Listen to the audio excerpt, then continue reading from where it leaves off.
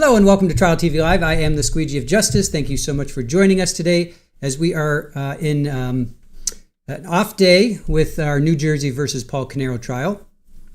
So we are going to... Thank you so much for joining us today. Audio sounds good. So we're going to turn our attention to a case that's happening out of Ohio, Columbus, Ohio specifically. So this involves a couple that was... shot and taken out in their home overnight while they were sleeping, Spencer and Monique Tepe. And the person that has been arrested in connection with this is Michael McKee. He is the ex-husband of Monique. They got married, I believe, 2017 or 2018. So it's been about 7 or 8 years since they've been married. And Spencer and Monique just got married last year, and they have 2 kids. So before we start, let's welcome in everybody. Let chat get settled in. Mama of a Medic, good morning to you. Barry, good to see you. Lori, good morning to you. Kimbers, good morning. Hell Rider, Brenda, Nana, welcome in everybody. Let's see, Teresa, good morning. Everybody's talking about snow. 80s Music Man, I saw it was like -1 or 2 in Ohio today. Like, what's going on? And then it was like in the 40s in the Dakotas. Allison, good morning to you. Richard, going to be 70 where you are. Good to see you. Brown-eyed girl, good morning, good morning. Thank you for joining us. Let's see. Raining and cold in Georgia, yeah. It's nasty. It's raining right now, too. It's pretty, bleh. Or it's just foggy. Just a nasty day here. Joy, good morning to you. Shirley, good morning. Thank you for joining us. JMS, hello, hello. Tulips. Let's see. They brought up Paul hasn't been the same since his accident. Do you think that's what the defense will possibly bring in as a witness? Tulips asks about the Paul Canero trial. So that means he's not right in his mind? Is that what you're thinking that they're going to go for? That means he should have been evaluated, right? He should have been evaluated. Green-Eyed Cat, happy Thursday or Thorsday to you. Amanda Colmore, good to see you. Thank you for joining us. Alice, good morning to you. Sherry, happy Friday Eve to you. Thank you for joining us. Red Snap. It's just a raw day here too. Lynn, good morning, true crime fans. Thank you for joining us. Camilla, good morning to you. Haven't seen you in a while. Hope you're doing well. Joy, good to see you. Iowa Backyard, it is a beautiful morning. Let's see. Richard in the kitchen saying good morning. Oh, your battery died. Oof, that stinks. You know what I do these days because I don't drive my car that often? I just I undo my battery every time. I drive my car literally once a week. I just undo it. I literally I undo it. Because I found I think I have like a parasitic leak or something, and I would try to start it at least every other day, every third day, and now I just got sick of burning through batteries, so I just unplug it. I just unconnect it, I should say. Michelle, good morning to you. Thank you for joining us. Celissa, good morning. Jill, not the mama, good to see you. Golden Girl, good morning to you. Gracie, good morning from Oregon, going to be 65. That's not bad. Marlene, good morning. Pammy, loving the tunes. Miss Business, good morning to the best chat on YouTube. Thank you for joining us, and thank you for that comment. Appreciate that, and appreciate you. All right, Barry Adams and Lisa. See, Lisa, the couple looked ridiculously happy in all their photos. Yeah, they truly loved each other, right? Good song, Camilla says. Lazy Boys, has anyone, wait, hold on, I'm getting cut off here. Oh, hey, everyone, new trial. He just got arrested. So Michael McKee just got arrested. So this probably won't go to trial. Earliest would be late this year, if not next year. Saudi Girl, good morning. Hope you're staying warm. Mary, good morning to you. All right, Abe, good to see you. Thank you for joining us. Narcoleptic Insomniac, good morning, good morning. All right, Ruth Ann, Aussie Gardner, hello, hello. Mike Stevens, reading your description, this guy sounds guilty of sin. Well, it does seem a little sus, that's for sure. All right, Tammy, good morning, good morning. JMS, good to see you. All right. At least the guys didn't harm the kids and the dog. There's a family dog, too. There was a family dog as well. All right, let's get to this now. All right, so this is Ohio versus Michael David McKee. He is 39.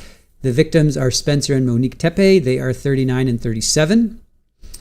Actually, I think that's reversed. I think Spencer's 37, Monique is 39, so that's my bad. So those are reversed. Monique and Michael are the same age. Spencer's a couple years younger.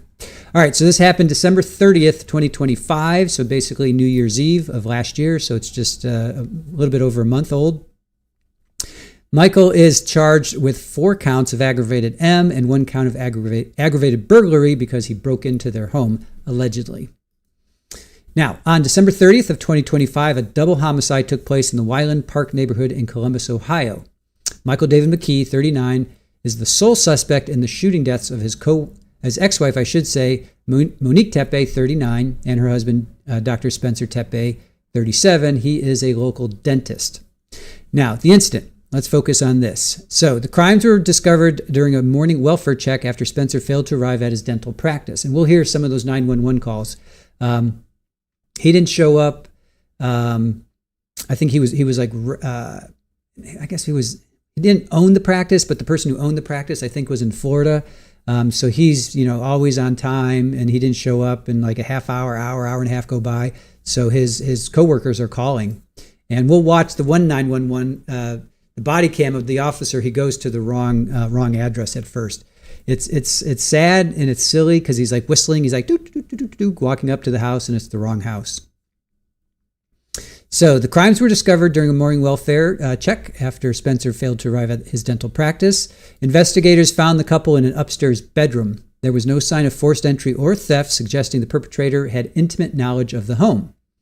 Now, the couple's children, aged 1 and 4, were found physically unharmed inside the home, as was the family dog. Recent autopsy reports, which just were released, I think, this week, and we'll go over those as well, reveal the nature of the attack. Monique was shot 9 times, and Spencer was shot 7 times. I'm pretty sure she was shot in the face. It's pretty bad. It's pretty bad. So brutal, intimate, anger, rage, all of that.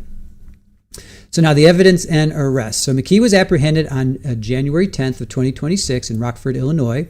Prosecutors have built a case centered on digital and physical footprints.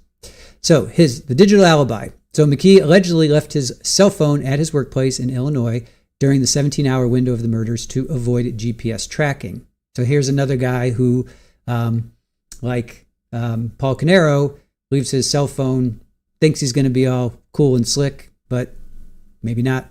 Again, allegedly, all this occurred.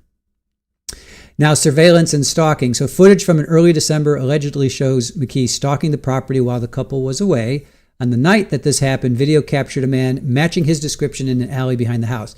And we'll show that. I don't know if you guys have seen that, but we'll show that. It's grainy, it's dark. This happened, I think, 2-3 o'clock in the morning. He's got his hoodie up. So to me, it's a stretch to say it's him. It could have been anybody, but I'll let you guys decide that.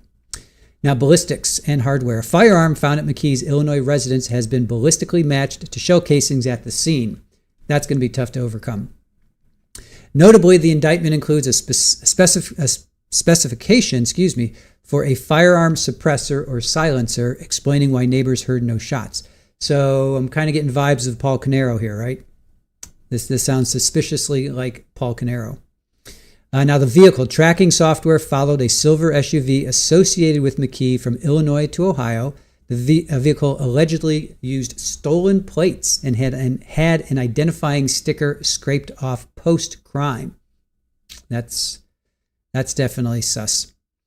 Legal status. McKee was extradited to Ohio and is currently held in the Franklin County Jail without bond. So again, we'll show him coming into the jail. We'll show his first court appearance and being arraigned. Let's see, charges. So there's 4 counts of aggravated M, signifying prior calculation and design, and 1 count of aggravated burglary. So that's interesting. 2 people are gone, but he's being charged with 4 counts. So I guess you have prior calculation and design. They're getting him on that as well. So he pled not guilty to all charges on January 23rd, and we'll show that. Potential sentence. If convicted, McKee faces a maximum of life in prison without the possibility of parole.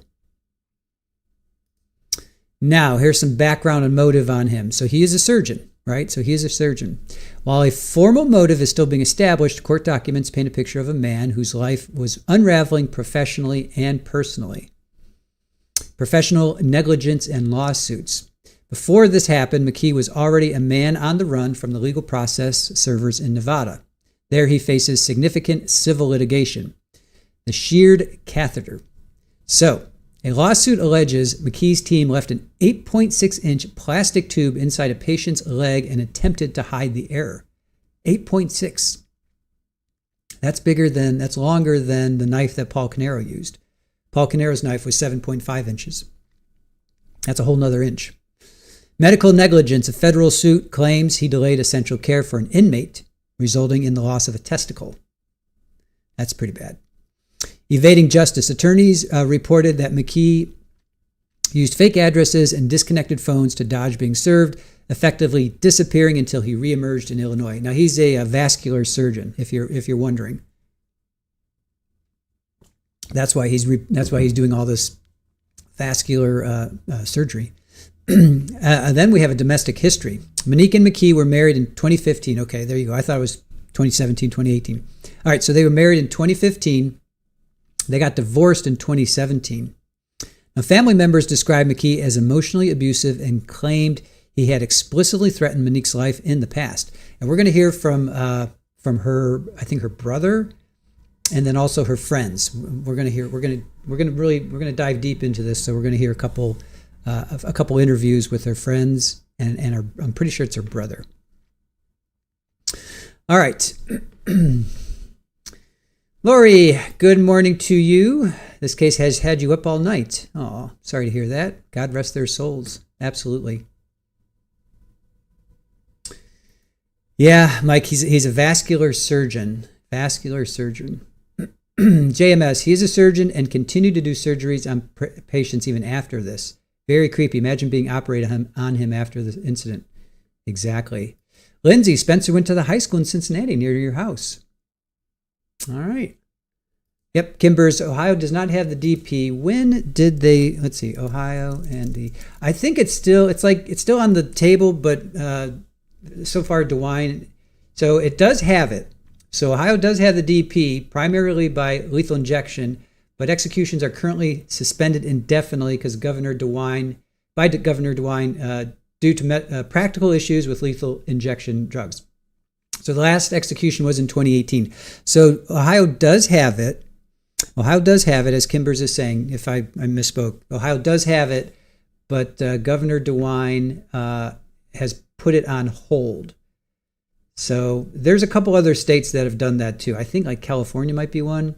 It is legal, although has been suspended. And the last one was July of 2018.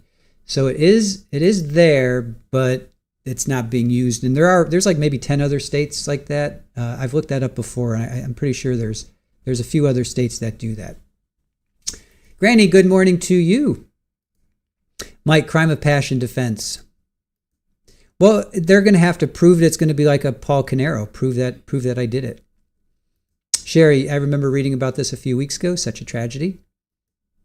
Yeah, that's why we're covering it, because I'm from Ohio. I have friends and family in Columbus. So I'm going to see if I can get one of them to go to the trial when it does happen. Hey, Amy Lee. Thank you for that. Appreciate that. Good to see you. JMS, 2 children. It's 2 kids. Yeah, 2 kids. Not just 1, 2 kids. Lindsay, you're going to get a new governor in November. Yeah, DeWine's been there for a long time, so I guess his term is up. Hey, Fanny, good morning to you. All right, yeah, everybody's covering this. So this has a special place in my heart just because I'm from Ohio. I have friends and family in Columbus. I'm going to try and see if I can get one of them or a couple of them to take off and go and be a court watcher for us, at least for a day or two. At least for a day or two. They have a golden doodle. All right. Lori says 2 children, 1 and 4, and then a golden doodle. So, yeah, we're definitely going to cover this. We are absolutely going to cover this. I remember when it happened, we were like, wow. And then I think we watched Law and Crime, and we saw just other people were starting to cover it. And then enough had built up. So I'm like, now we had a day off of Paul Canero. So I put together, it's not long. It's like maybe hour and a half, but it's something for us to be aware of. This is going to be on our radar for sure. All right. So trials on our radar. So let's get to their wedding video. Now, this wedding video comes to you from Rob Meshley. I hope I'm pronouncing your name correctly, Rob. So we're going to take a look at this. And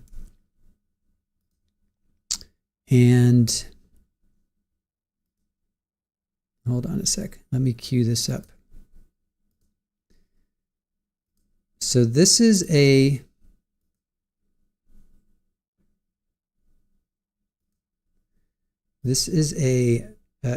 marriage. This is their marriage video.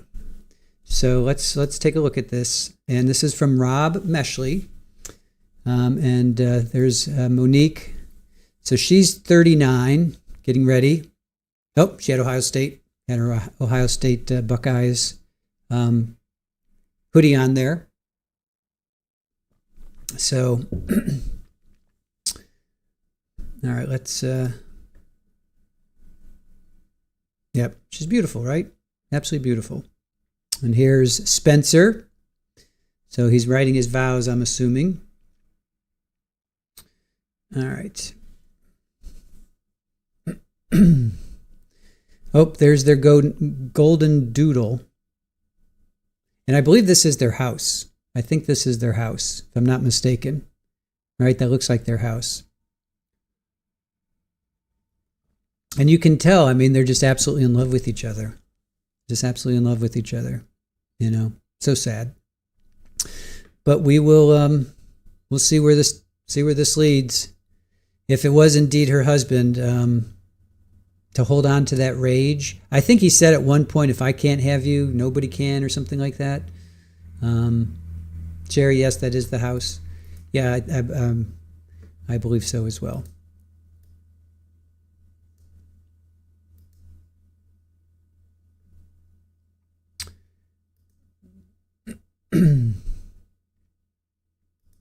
Yeah, I think so.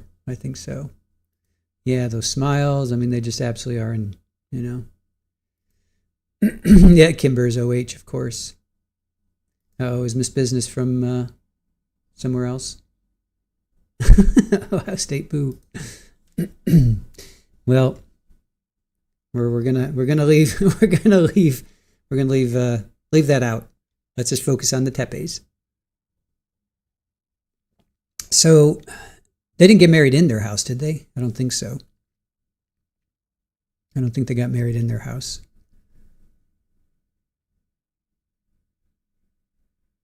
Do we know when they got married? When did they get married?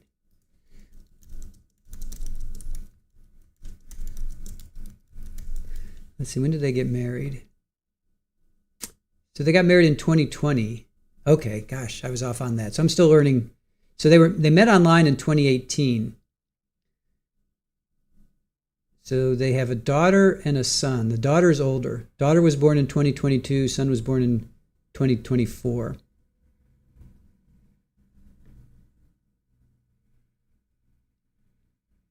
So now this was according to Wikipedia. I don't know how much we can trust Wikipedia. But here, I'll post this.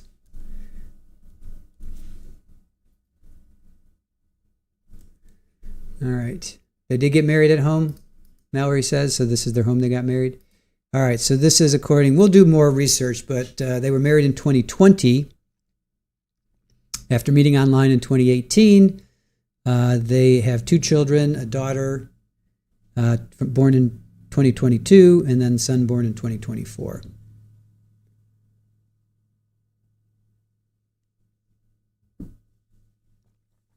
JMS, she was married 2 years from 2015 to 2017. 2015 to 2017.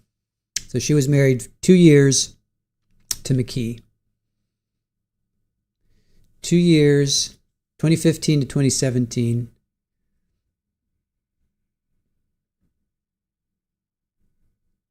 So they got divorced, or I guess they got divorced in 2017. Then she met Spencer in 2018, and then they had their 2 kids a couple years later.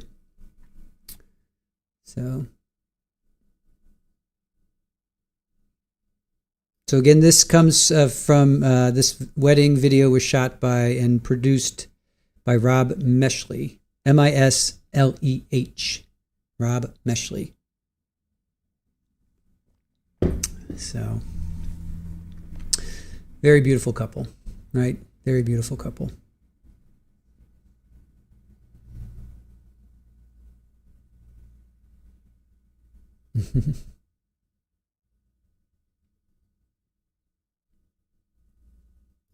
Sherry, I read they separated a few months after they were married, but didn't get divorced for 2 years. Okay.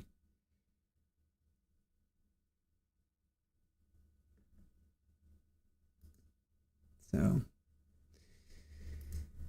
all right. So that's their wedding.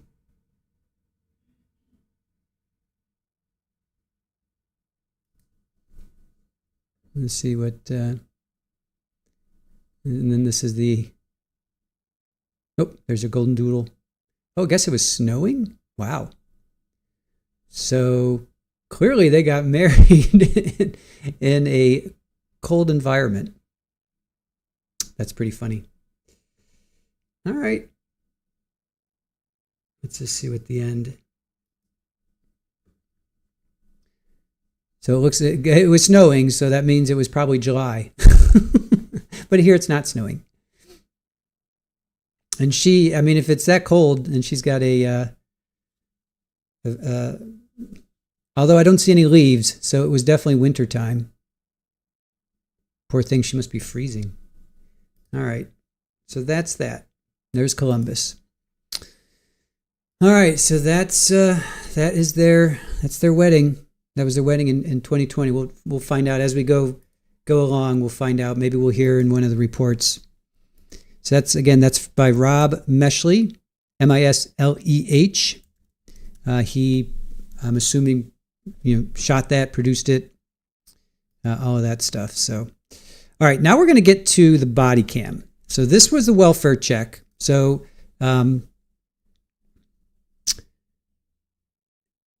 so 911. So a couple here. Actually, let me play the 911 calls first. Let me call the 911 calls, and then I'll show the body cam. Because this officer, if he only knew, right? I'm sure afterwards he's like, "Oh man." All right.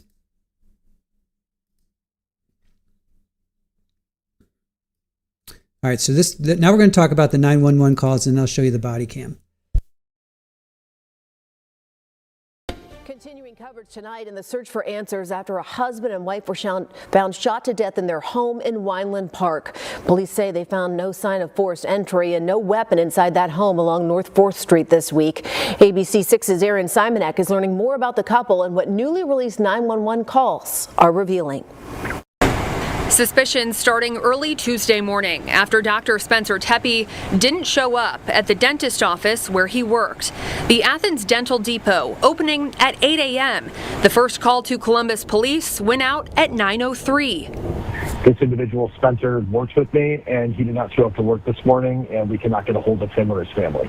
The owner of Athens Dental Depot, knowing something was wrong. Like, he is always on time, and he would contact us if there was any issues whatsoever. And I just don't know how else to say this. Like, we're very, very concerned because this is very out of character. And we can't get in touch with his wife, which is probably the more concerning thing. At 9:22 a.m., an officer arrives at the home, reported no one answered. Several employees of Dr. Tepe continue driving to the house to check on him. At 9:57 a.m., a friend asked for police to return because he could hear children inside of the home. At 10:05 a.m., a frantic call to police saying he could see Spencer's body inside, laying next to a bed. Police soon returned, finding Spencer and his wife Monique dead, and 2 children who were unharmed. New records released Wednesday reveal Spencer was shot multiple times. Monique was shot at least once in the chest. The Tepe family shared the couple's 2021 wedding video with ABC6 and Fox 28, showcasing one of the happiest days of their lives. Mr. and Mrs. Tepe. Exchanging vows inside of their North 4th Street home. They were just a month away from their 5-year anniversary. A small memorial starting outside of the home as investigators confirm 2 children were found unharmed inside. It is unclear just how long those children were inside of the home with their deceased parents. Those who worked with Spencer at the Athens Depot are remembering him.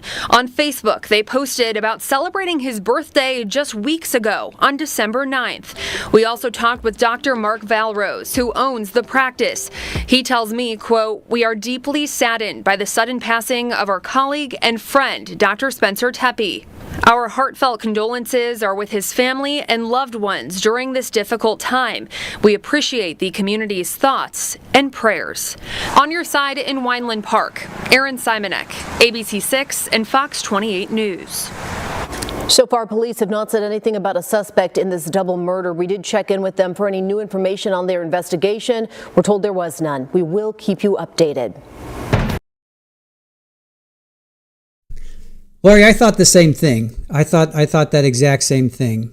So the concerned friend says that he sees a body on the floor, but did they get in? Maybe they got in. I think they got in. Maybe I'm going to go with that. I want to think that he got in.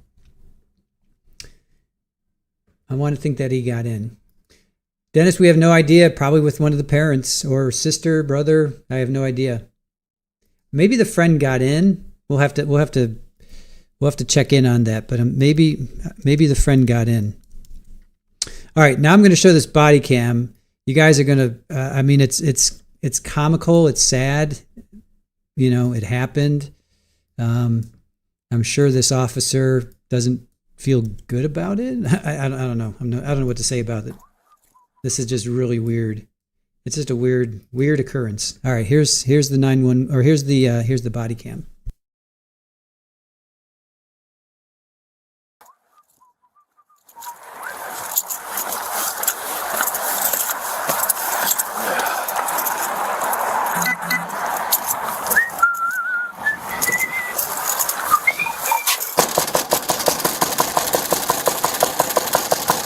Unit 4-3.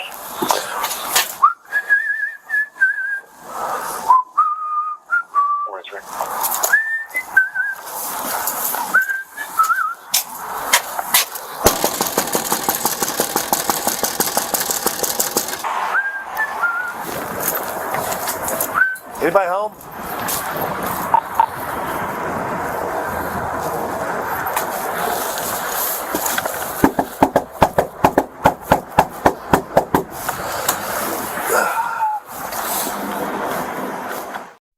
He's happy. he's a happy officer. He's even his knock was happy. Oh, if you only knew. If you only knew you had the wrong house. You were at the wrong house. Not that he could have done anything, because it would have been no answer. Well, no, he would have heard the kids. The 4-year-old. You would have heard the 4-year-old.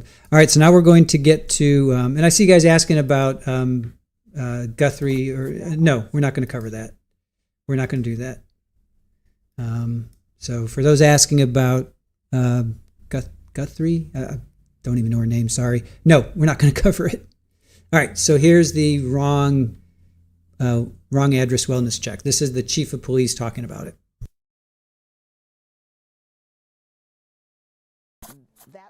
Unfortunately went to the wrong location initially as it related to that wellness check. It was not the right house. He spent about 10 minutes doing what he thought was appropriate. Had it been the right house, knocking on the door, going around to the backyard, doing all the things that you would do in an effort to try to reach out to the family or to anyone that may have been in that home. It was not the right location. We later received another call saying, hey, this is we need someone out here, and so we did respond back to that location about 40 minutes later, where the location where the call came from, where the actual call came from. And so that is when we learned and we found out that they were actually deceased. The two victims were deceased. You said the night that this happened, you said you guys got a call for service there? No, the next day. The next day. It was well after. This was after, I'm assuming after Mr. Tepe didn't talk to. Yes, I'm sorry. So it was around 9:03 a.m. the following day when he didn't show up for work, and there was a well-being call that came out.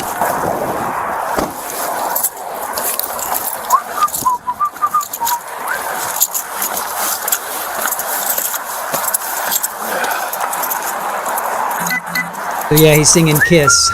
You were made for loving. Oh my God.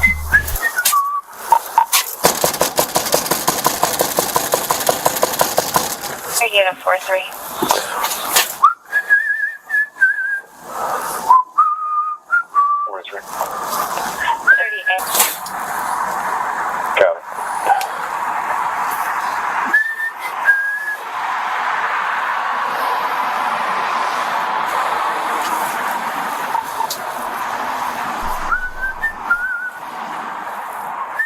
So Funkmaster, this is around 9-10 o'clock. The kids, it happened around 3 o'clock, 4 o'clock in the morning, and then they finally got to them. Well, we'll find out when they got to them. But no, it was just maybe 10 hours, something like that.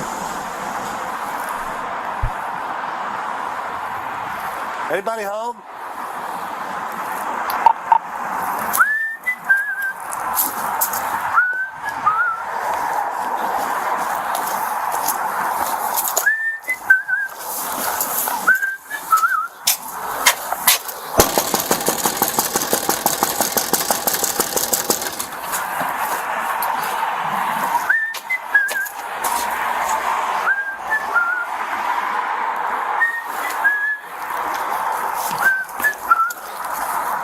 I agree, Richard. I mean, anything could be happening. I mean, it's nice to be happy at your job, but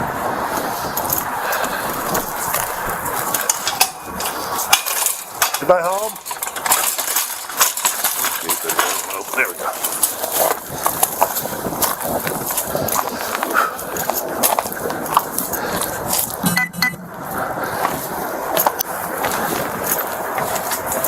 Anybody home?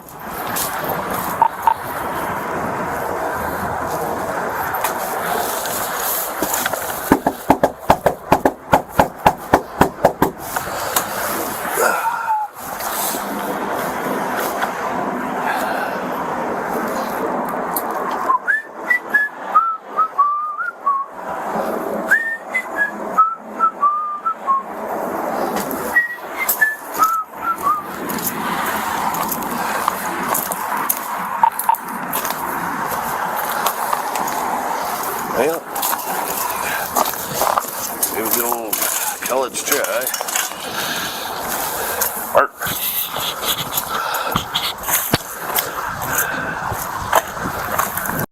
Thank you for watching the ABC6 News YouTube channel. So he gave it the old college try, and he did. He gave it the old college try. It just happened to be the wrong. House. All right, so now we're going to backtrack. Well, not really backtrack. Now we're going to get to the initial. Well, actually, we are going to backtrack just a hair. We are following a development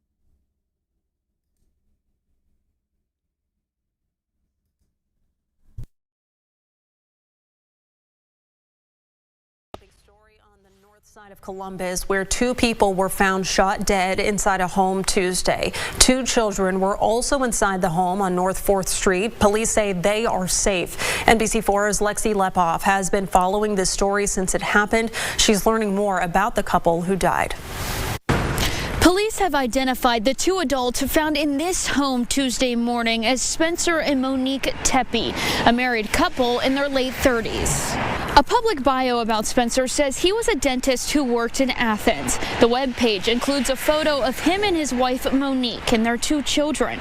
Police tell me the kids are both under the age of 6 and they were not harmed. The bio also says Spencer went to Ohio State and he was passionate about building meaningful relationships with his patients. It adds outside of the office he enjoys spending time with his family. Police were able to discover the couple after 911 calls from Spencer's co-workers saying he didn't show up to work that morning. He is the most, he is always on time, and he would contact us if there was any issues whatsoever. And I just don't know how else to say this. We're very, very concerned because this is very out of character. And we can't get in touch with his wife, which is probably the more concerning thing. These crime scene cameras are located at the intersection right by the home. Police tell me detectives are going through all surveillance video. Right now, no firearm has been found, and they say they don't believe this was a murder-suicide. Local for you, I'm Lexi Lepoff, NBC4. Thanks for watching. For more NBC4. All right. Let's see.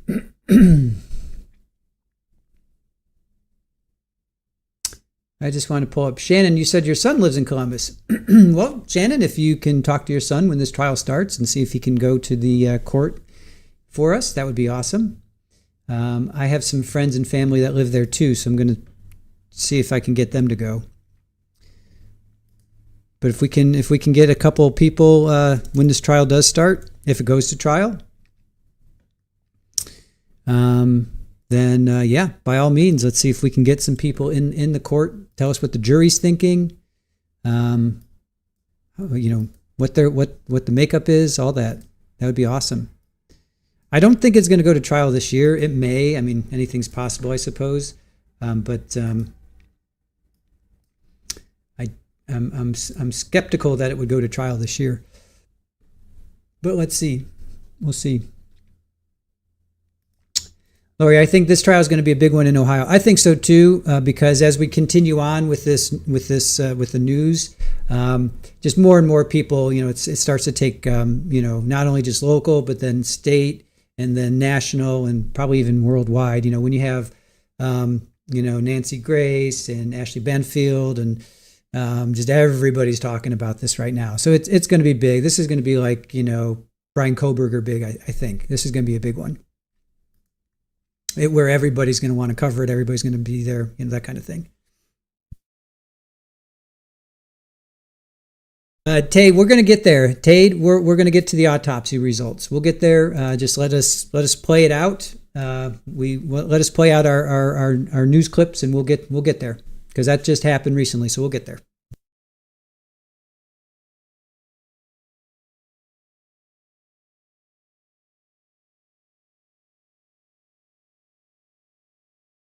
The Tepe story has gained national, even international attention. We've tried to talk directly with Columbus police, but they tell us they have nobody available to answer our questions on camera. Now, homicide detectives are asking for the public's help. 4 friends carrying flowers and a soccer ball, keeping the memorial alive outside the North 4th Street home, where Spencer and Monique Tepe were found brutally shot to death Tuesday. Their 2 young children found unharmed inside. Unlike Tuesday morning, the crime scene tape and police cars that were parked outside are now gone. But we did see police doing guard duty at 2 homes belonging to relatives several miles away. Those relatives didn't want to talk to us, and neither does Columbus police, who told us since since this is an active investigation, we have no updates to provide at this time. Earlier this week, a CPD spokesman told us detectives were hoping the cameras around the Tepe's house and on the street would point them to a suspect. But now, days later, homicide detectives are asking for help. They need anyone who may have video, photographs, or digital evidence, including suspicious individuals or vehicles from Tuesday, December 30th, between midnight and 9 a.m. to reach out to them. And the request covers more than just the couple's block. It's a huge area that covers Summit Street, North Grant Avenue, East 7th, and East 11th Avenue. The couple's bodies were discovered just after 10 Tuesday morning after workers at Spencer's Athens dental office asked police to do a welfare check since he didn't show up for work. Officers found no obvious signs of forced entry and no gun was found at the scene. The Tepe's children, ages 4 and 1, are now in the care of relatives. On your side, Terry Sullivan, ABC 6 News. In just the last couple of hours, we received a statement from the family of Spencer and Monique Tepe. Rodney Dunnigan is here. Rodney, they are absolutely devastated by all of this. Jessica and Mike, they're calling this situation senseless and tragic. They say the couple were extraordinary people whose lives were filled with love, joy, and a deep connection to others. We're getting a better look at who Spencer and Monique Tepe were. Their family sending us a lengthy statement. They called Spencer a devoted and proud father, a loving partner, and a friend to everyone he met. They say he was warm, intelligent, and endlessly welcoming. Spencer was an OSU graduate, member of the American Dental Association, and fluent in Spanish. Their family says he was deeply committed to serving others, giving back through big brothers, big sisters. Sports was also a big part of Spencer's life, being a huge fan of the Bengals and, of course, the Buckeyes.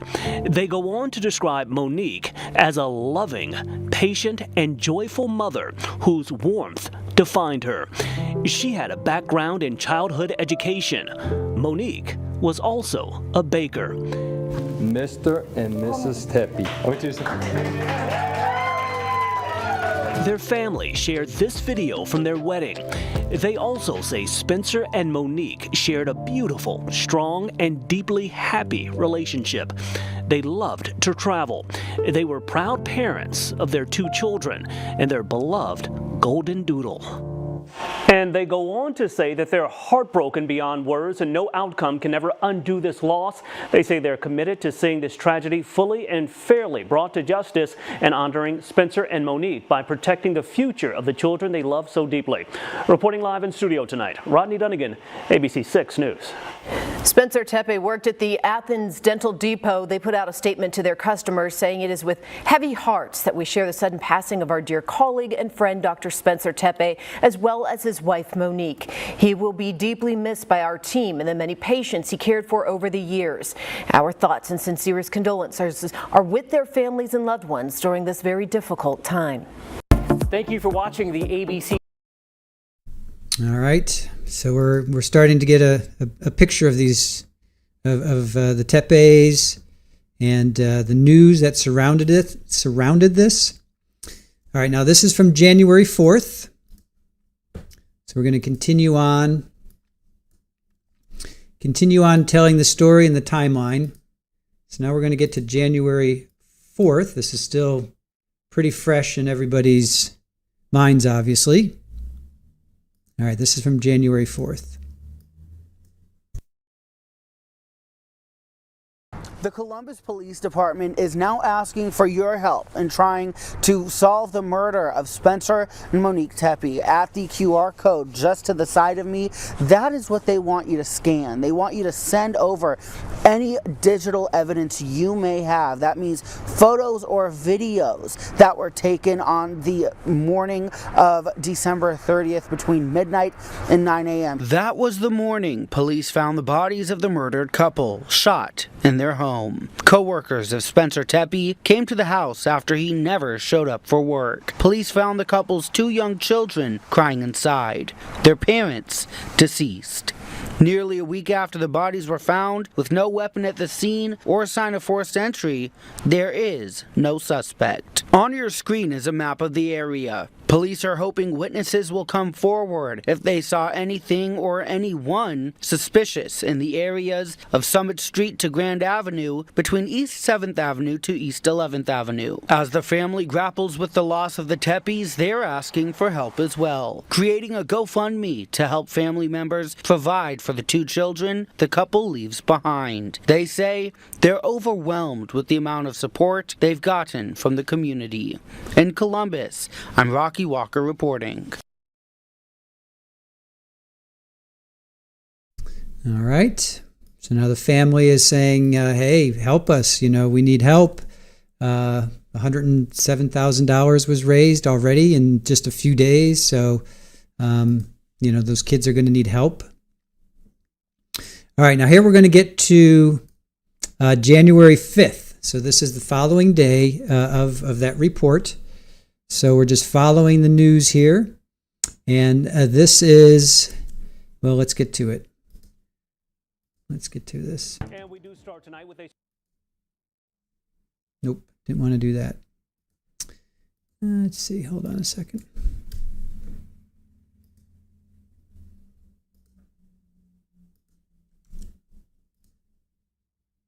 And we do start tonight with a story that has gained attention across... All right, so now this is from January 5th.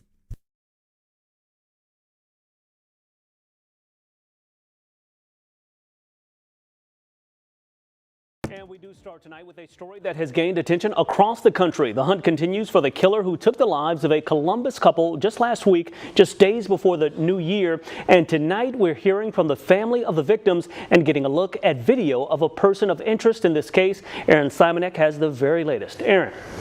Yeah, Ronnie, Columbus police say they're working diligently to solve this case, receiving numerous tips to help with the investigation. We'll show you this new surveillance video released Monday night, a potential person of interest.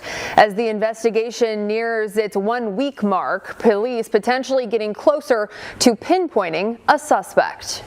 Columbus police believe Spencer and Monique Tepe were murdered on the second floor of their Weinland Park home between the hours of 2 and 5 a.m. the morning of December 30th.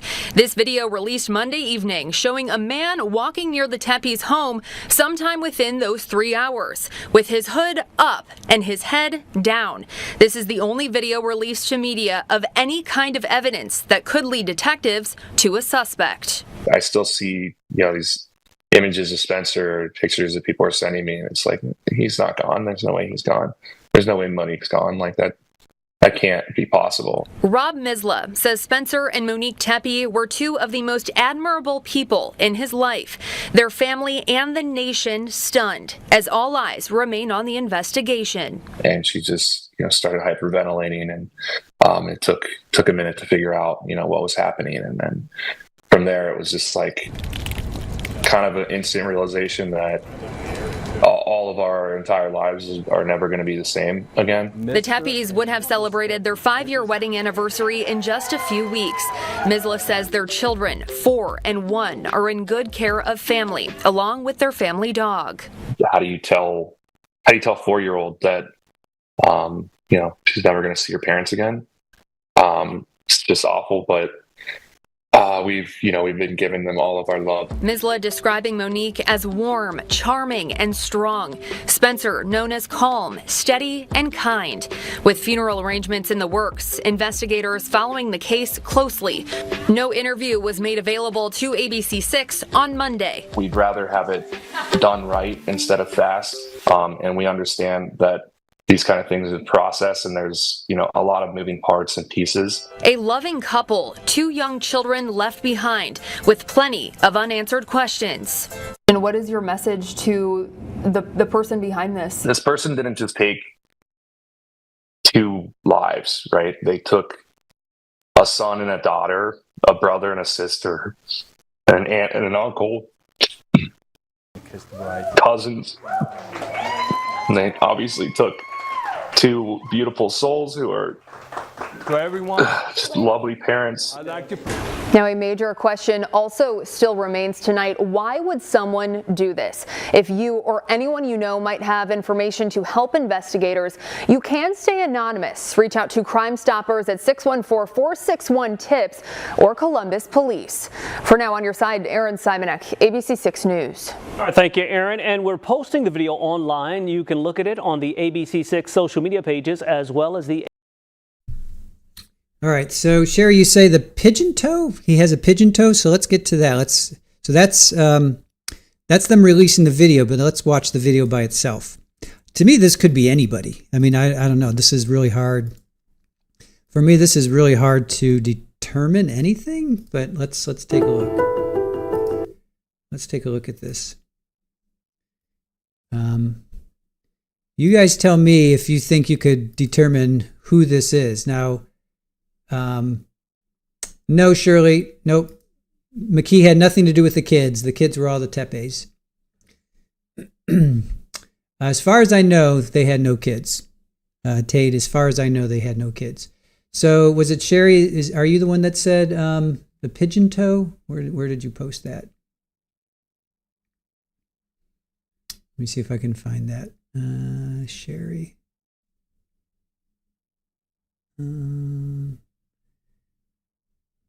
I don't know.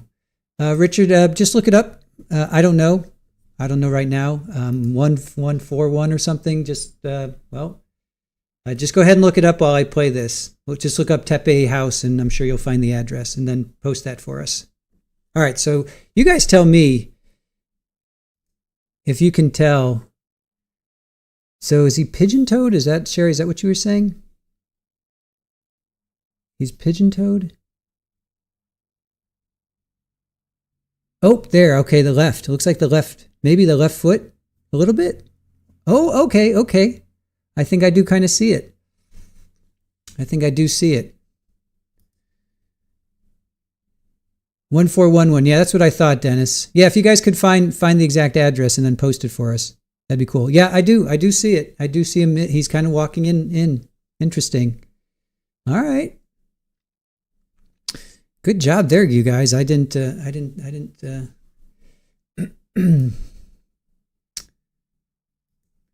Pigeon toe is just when you walk like this. Instead of walking your feet like this, your toes go in. So you walk like that. Instead of walking like that, Camilla, you kind of walk. You walk a little bit in. Your toes go inward. Yeah. So 1411 North 4th. All right. Hold on a sec. Let's put that in. Let me write that down. Good job, guys. Thank you. All right, so 1411 North 4th Street. And it's Weinland, right? Or is it Columbus? Let's see what comes up. Let's see what comes up. Weinland, Ohio. Weinland Park. All right, here, let's check it out. All right. Good job, guys. Thank you for the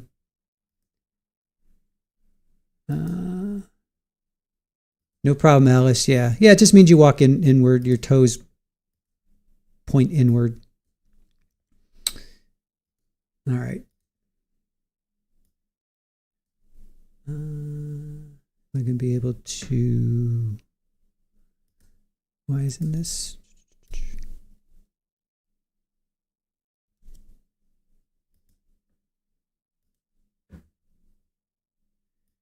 Oh, come on.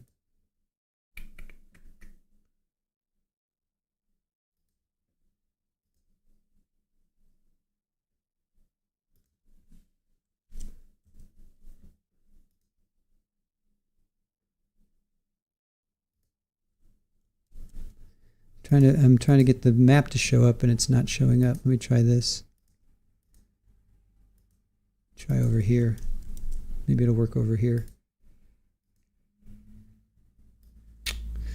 Ah, bummer. So my maps isn't working right now. My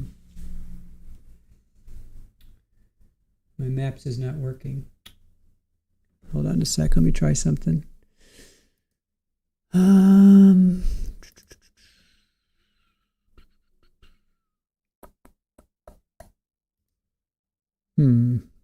Let me try something else here. I want to, let's see.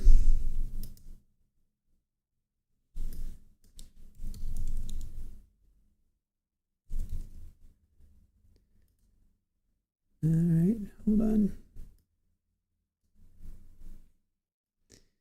Just bear with me. I want to show this map, and if I can't show it now, I'll abandon. Let me see if I can get to it. Yeah, shoot. Map's not coming up. I don't know why. That's a bummer. All right, I can't show you the map.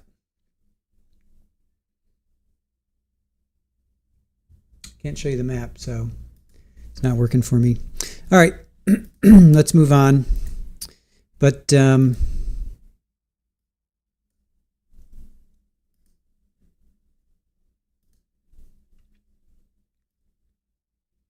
1411 North 4th Street, Weinland Park, but it's in Columbus, Ohio. All right. All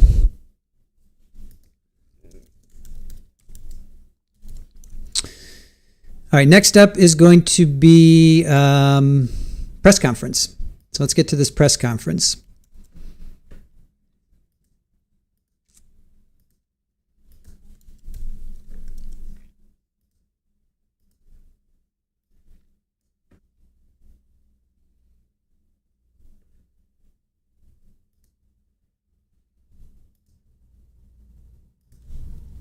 Hold on a sec.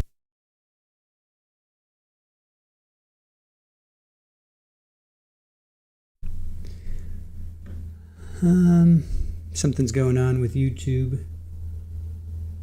All right. All right. Here is a press conference.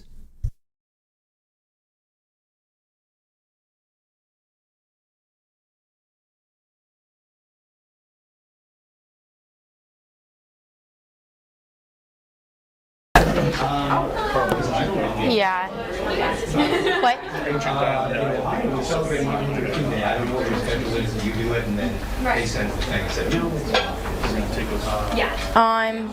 said that okay.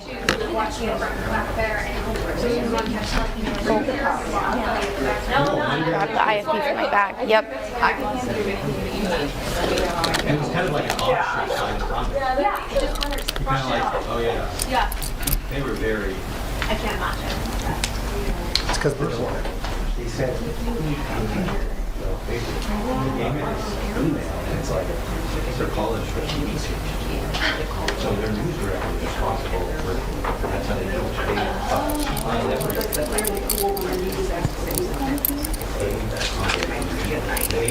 there's not going to be a delay or anything. It's going to be just really distracting if I'm hearing something different.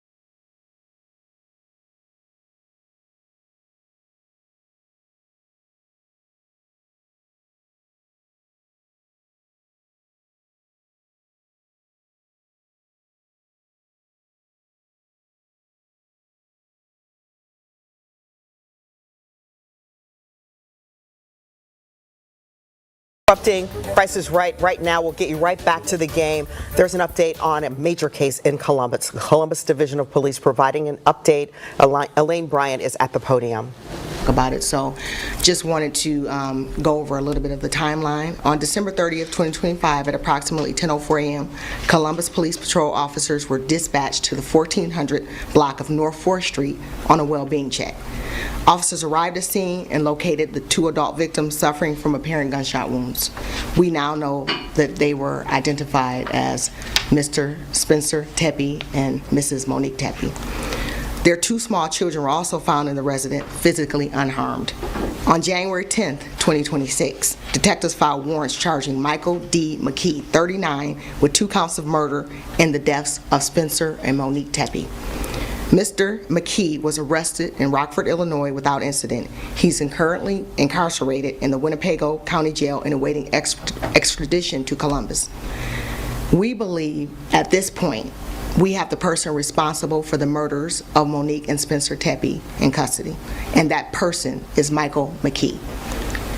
This is still an active and ongoing investigation. Detectives are still going through evidence, tips, and videos. We can't speak to all the specific details related to this case, so we don't want to jeopardize the ultimate goal of conviction. But what we can say, this was a targeted attack. This was a domestic violence related attack. As we know, McKee is the ex-husband of Monique Tepe. We can say that we have the suspect's vehicle on neighborhood video surveillance arriving just before the murders and leaving shortly after. Detectives were able to link this vehicle to McKee. The vehicle was located in Rockford, Illinois, and evidence was found that showed McKee in possession of the vehicle before and after the homicides. We can also say that multiple weapons were taken from the property of McKee. And there is a preliminary link from our NIBIN to one of the weapons that ties it to the homicides. I want to say that our detectives work around the clock to be able to solve this case. But it's equally important to know that while this is gaining national attention, we work around the clock to solve all of it. Thank you, Chief, and thank you all for joining us this morning.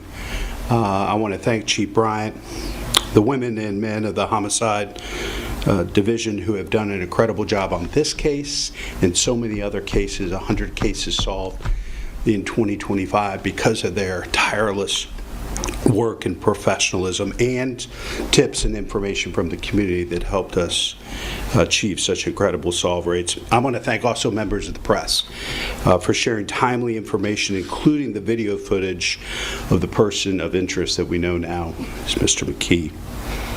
Members of the community for supporting CPD's investigation and for continuing to pray and support the Tepe family, particularly these little children.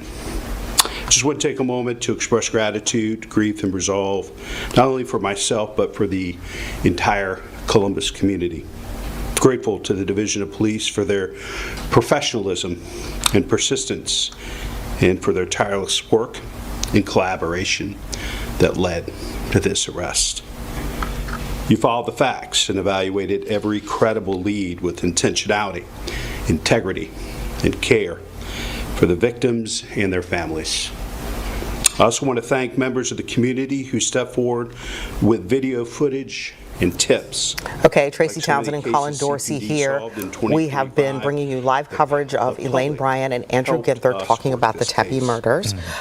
We are covering this because it has gained national attention. We're going to take our coverage over onto 10 TV Plus. Right, that's free to download right now in your TV. Put it on there for free, but for now, our Price is Right viewers will send you back to regular programming. And our residents. I pray this collaboration will help us prevent violent crime from happening in the first place. But it's also a powerful, powerful tool for solving crime when it does occur. The tips that were submitted in this case mattered, and I'm grateful to the residents and businesses who shared information. As Chief described, this was a targeted domestic violence attack that resulted in the deaths of 2 people and irrevocably changed the lives of their children, families, colleagues, and friends. Our hearts remain with Spencer and Monique, their loved ones, and especially the children impacted by this unimaginable loss. As this case now moves through the criminal justice process, we'll continue to respect this investigation and allow investigators and prosecutors to do their work. As Chief said, we will not do or say anything that will compromise the likelihood of a conviction, one that's at a conviction, and justice for this unspeakable crime. We could also continue to lift up this family in our thoughts and prayers. I will continue to lift up every one of the 84 families that lost a loved one due to violence in 2025. And I know the Chief and the Division of Police will too, in their thoughts and their actions. I know this case has taken on national interest, but I want to tell each of these families, these 84 families, CPD pursues every case with the same intensity, commitment, and resolve. Thank you all for being here. Thank you, sir. We'll take any questions at this time. Chief, can you comment on a motive in this case? I mean, why did he allegedly kill Monique and Spencer and also leave the children alive? At this time, we cannot comment on the motive. Again, part of the investigation. Did you find any other evidence in this home in Lincoln Park? What I can tell you is that we did search his property and we have evidence, but I can't speak to any specific evidence. You said there were no signs. Can you tell us which police agency arrested him and where he was taken into custody in Rockford? Sure. This case is a great example of partnerships. So our partners with Alcohol, Tobacco, and Firearms, ATF, federal agents, took him into custody very close to his place of employment. What can you tell us about McKee's whereabouts between the day of the crime and the day he was picked up? Part of the investigation. Unfortunately, as we talked about, we're not able to share specifics, but what we can tell you is that we have evidence that he was there during the time of the actual homicides. You said there were no signs of forced entry. Are you able to say any more about how he got into the house? Unfortunately, we're not able to talk about that at this moment. Is there any indication he had interactions with the kids, or the kids may have seen or heard anything at this point? We don't have that information. Again, part of the investigation, there's just certain things we can't talk about. Neighbors had said that they had seen McKee in the neighborhood and in front of the Tepe home days before the homicide. Can you confirm that? At this time, we're unable to talk about specific information, but again, when we get additional information, we'll be more happy to share it to the public. I know this is an ongoing investigation. I don't know if you can say this, but obviously they were divorced. Are you able to say anything about their relationship after that divorce? It was in 2017. Were they civil? I know he had a second wife as well. Again, there is, the investigation is still ongoing. Just understand, we're still collecting information. We're still going through a lot of evidence, and there's just some things that we can't speak to right now. Can you talk about the extradition? Will you be going to Rockford and pick him up, and when will that happen? I'll let you speak to that. Sure. We have policy related to extraditions. Felony warrants out of state are primarily handled by extradition companies, and so the determination of whether or not it will be detectives from Columbus or an outside entity, likely an outside entity, but the logistics are being worked out as we speak. Any idea when that will happen? I don't know when that will happen. What kind of weapons did you find in his home? We can't speak to specific weapons, but we did recover multiple weapons from the home, from his property. How quickly was McKee a suspect? I know that family told us they pretty much assumed that it was that he was behind this crime. What I can tell you is that every piece of evidence, every tip that we received, we immediately began to investigate it. So I can't give you a specific timeline, but any information that came in was immediately evaluated and investigated. Are you able to say about how many tips you received? Obviously, people became really attached to this case. Do you know specific numbers? While we don't have it an exact number of the amount of tips that came in, because some of them were the same or similar. So it was numerous, and it was from multiple sources, which was greatly appreciated from the community, the media, the past individuals that were knowledgeable and familiar with the family, and then the residents of the area, which ultimately led us to this day right now. Do you believe that's him in that video? Sorry. We know digital forensics and DNA play a big role in investigations these days, but it doesn't happen in 60 minutes with commercial breaks. Is there any sense of the timeline of when some of that information will become available to you guys through that testing? We're continuously looking for information, waiting for information. Unfortunately, we can't give you a specific timeline, but we're continuously working to get that information in. The family mentioned that Monique previously said that he had been abusive towards her in the past. Was there any evidence or indication of that prior to this incident? What I can tell you is that we did not have any reports, or we did not have any information related to any type of incidents regarding the ex-husband and Monique. Can you tell us if McKee and Mrs. Tepe had any contact leading up to this incident, months, weeks? Any stalking concerns there? Again, what we can share with you, we are sharing with you. There are some things that we can't share for investigative purposes, but what I can tell you again is that we didn't have any reports or anything linked to that specific location as it relates to the ex-husband and Monique Tepe. Do you believe he's the person in the video that you shared, the person of interest? All right, you've been listening to an update from the City of Columbus, from the mayor and from Columbus Division of Police Chief Elaine Bryant. The big headline there is that they did find multiple weapons, they say, from Michael McKee's property there in Chicago. Right, and what we don't know are the kinds of weapons. That was something that Chief Bryant said that's still part of the investigation, but one thing that she did talk about is that one of the weapons that they obtained from that did come back in a NIBIN report, and that is the one that they believe could be tied to that. Now, the NIBIN system, that is the National Integrated Ballistic Information Network, that's been around now for almost 30 years. And so they found that. The other point that we wanted to highlight is the issue of extradition, because as you know, as we've reported, and you were reporting this morning over by the corrections facility, they're talking about how and when they're going to bring McKee back. Right, and as you heard there, we did get a bit of an update on how and when that could happen. The thing is, we still don't know the how. That was not an answer we did get today, but we did get some clarification on the process in which he would be back here. CPD has a policy on how they transport felony assault charge or felony charged suspects in these cases. It sounds like this will likely be outsourced to a private transport company who will bring him back from Rockford, and that is when he would face charges here in Franklin County, because So is that like Dog the Bounty Hunter? A private company is going to extradite him? Is that truly what Dog? I guess that's a bounty hunter, right? Would that be a bounty hunter? When he appeared in that Winnebago County Circuit Court, that's when he waived his extradition. Wait, Winnebago? That's where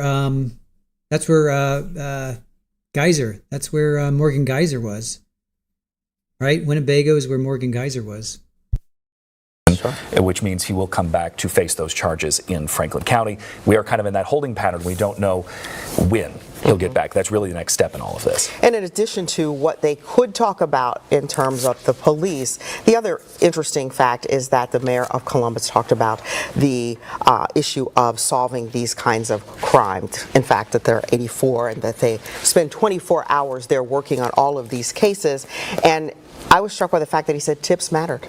This hearing from the community, that video that we were showing our viewers here on 10 TV Plus and on 10 TV of the person of interest. Right, and when we talk about the tips and the video that came into play of this, of course we know that video that Columbus Police released back on the 5th, that is what they really say played a big part in that. That's that car that they say was there before and after that call they could to McKee's name. All right, so we have covered the extradition. We're still waiting for some specifics on that. Perhaps you were unfamiliar with this, but they have extradition companies. That's who they're going to work with. Weapons, multiple weapons were taken from McKee's property. They are calling this a targeted attack, a domestic violence related attack. Lots of things to uncover as they are working this. We are going to continue to follow the Tepe murders and, of course, the extradition of Michael McKee, the suspect.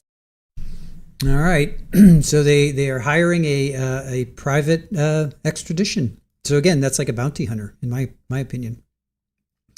All right. So now we're going to get some more news on him being charged. Let's see if we hear any more information. So let's get to here. Lazy Boys, thank you for that 10 Trial TV Live gifted memberships. Thank you so much. See if there's anybody in here we recognize. Let's see. Let's see. Yep. Mama, just wait. We got it all. We got you covered. Just hang in there. We got you covered. Come on down. Yes, Crystal Geyser is in Winnebago. Oh, Wisconsin, Winnebago, Illinois. All right. So there's a couple Winnebagos. All right, Crystal. Thank you for that. Oh, Stacy, we know you. Let's see. All right, well, new members, come on down. Come and join the party. Thank you to Lazy Boys. All right, let's continue on.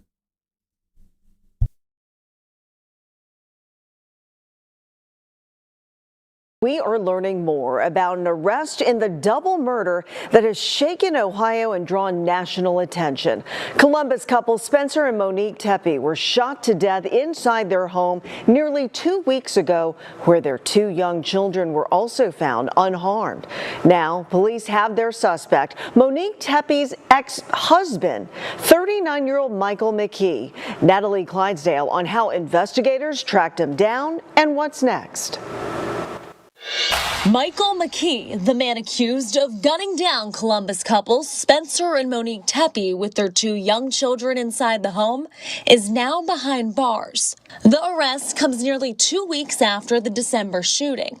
Court documents reveal detectives identified McKee using neighborhood surveillance video. There's going to be some powerful circumstantial evidence in the form, it appears, of video surveillance. The court records go on to say investigators connected McKee to a vehicle that arrived just before the killings and left shortly after. Later found in Rockford, Illinois, and police say evidence confirms McKee had possession of the car both before and after the murders. Increasingly in these cases, you see police going right to neighborhood cameras mounted on homes and tracing backward to find out where a suspect came from and what car they drove. A motive for the killings has not been released. Franklin County court records show McKee is Monique Tepe's ex-husband.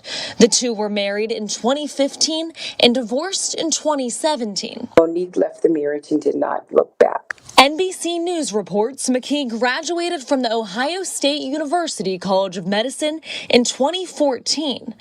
License records show he's a vascular surgeon, licensed to practice in both Illinois and California. Over the weekend, the victim's family released a statement saying, while the arrest, quote, represents an important step toward justice for Monique and Spencer, nothing can undo the devastating loss of 2 lives taken far too soon. Monique was a very beautiful soul. She and Spencer loved each other dearly, and they were soulmates. While McKee is scheduled to appear in an Illinois court Monday afternoon, there the process of extraditing him back to Ohio is expected to begin. Natalie Clydesdale, 3 News.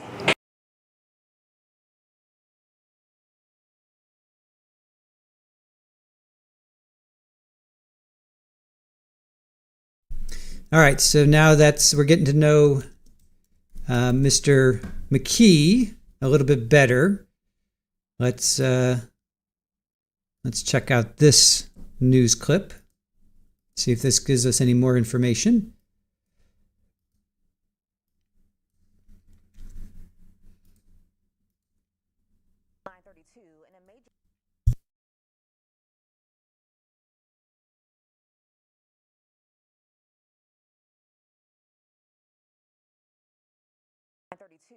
Major break in the case of a Columbus dentist and his wife being shot to death nearly 2 weeks ago. Police have arrested the suspect wanted for their deaths. And this morning we're learning how the man is tied to the case. NBC's Morgan Chesky has the story. This is the man Ohio authorities say traveled across state lines to carry out a deadly double shooting. 39-year-old Michael David McKee is behind bars, charged in the murders of his ex-wife Monique Tepe and her husband Spencer. New court documents revealing detectives identified McKee through neighborhood video surveillance, tracking him to a vehicle which arrived prior to the homicides and left shortly after. Records show McKee and Monique Tepe divorced in 2017 after roughly 2 years of marriage. Based on this criminal complaint, what is going to be the main evidence against McKee? There's going to be some powerful circumstantial evidence in the form, it appears, of video surveillance. And increasingly in these cases, you see police going right to neighborhood cameras mounted on homes and tracing backward to find out where a suspect came from and what car they drove. In late December, officers responded to the couple's home after colleagues called police to report Spencer, a local dentist, hadn't shown up for work and Monique wasn't answering calls. The couple just 1 month shy of celebrating their 5th wedding anniversary.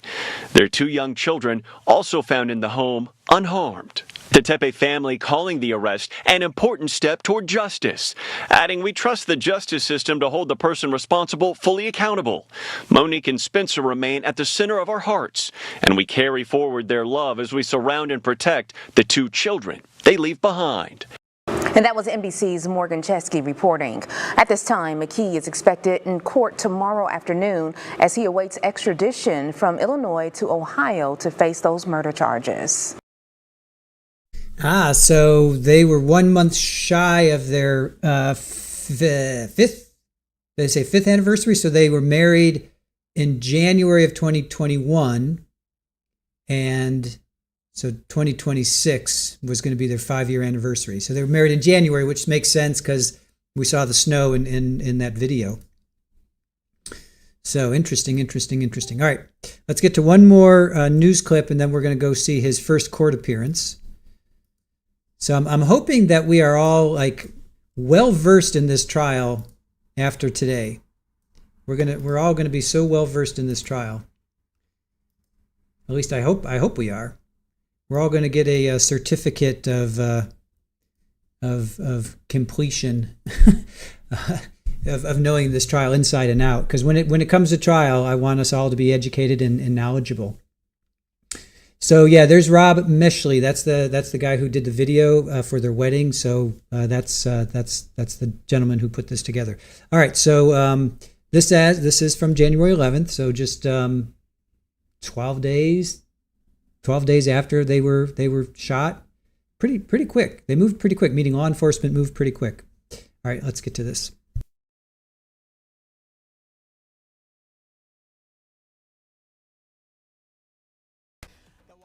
Community and communities far beyond are remembering Monique and Spencer Tepe tonight.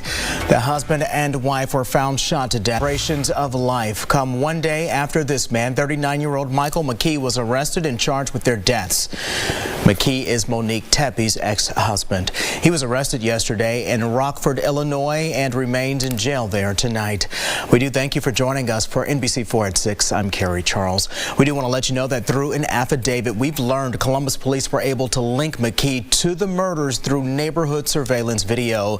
The division says it traced a vehicle seen at the Tepe's house during the time of the murders back to McKee. Now, he's a Chicago resident but was arrested in Rockford.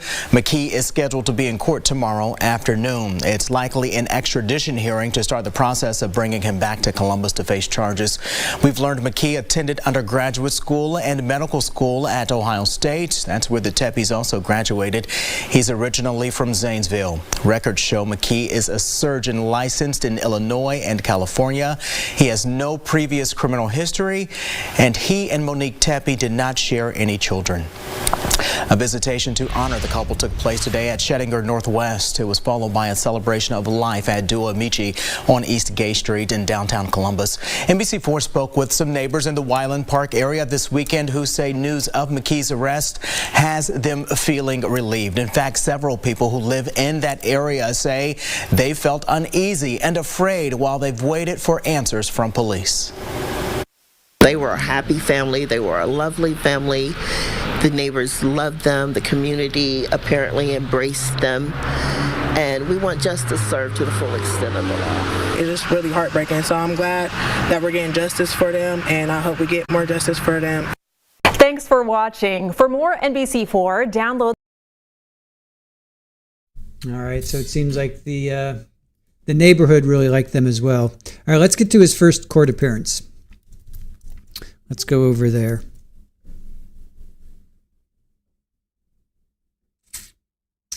Let's see. So it seems like her brother said that the kids are with the family. So, and as of only a week in, they had already raised $107,000. I know they're going to need obviously much more money than that, but at least if they can get a fair amount of money. Well, let's see how much money Tepe GoFundMe. Let's see how much money they've raised. Supporting Spencer and Monique's children. They've raised $237,449. They want to raise $250,000, and they're 95% there. So Audrey McKee, she's the cousin. So Audrey, the cousin, is putting this together. So we are incredibly grateful for the outpouring of love and support during this time. Thank you to everyone who donated, shared, and reached out during this difficult time. So Audrey McKee is the owner of this, I guess, or who's running this, and they've raised $237,449,000 out of $250,000. So. All right. All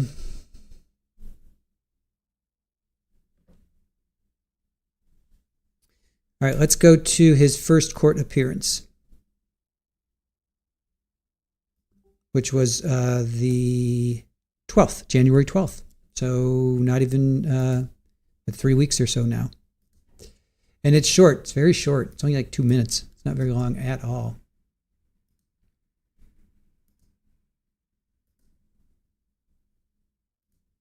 All right. First court appearance.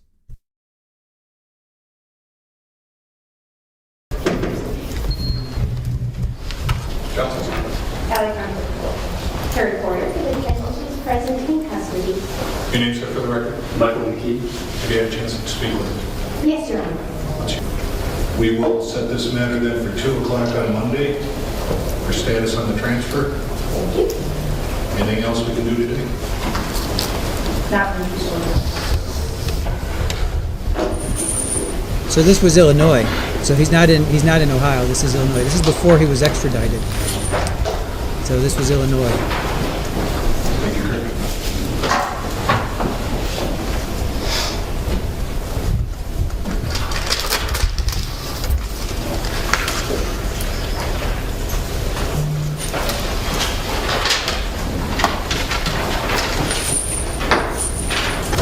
All right, so that's it. So that's his court appearance in Illinois. So that's his first court appearance in Illinois. So that's before, so he's arrested, and that's before he was extradited. All right, so now let's see what we can find out about this guy, McKee. Who is this guy? We know he's a vascular surgeon, but what, we know they were married for, about 7 months, but they didn't get divorced for 2 years. So many people just want to know more about McKee. What else? They had no kids, so they had no kids. All right, so let's see if we can find out any more about him.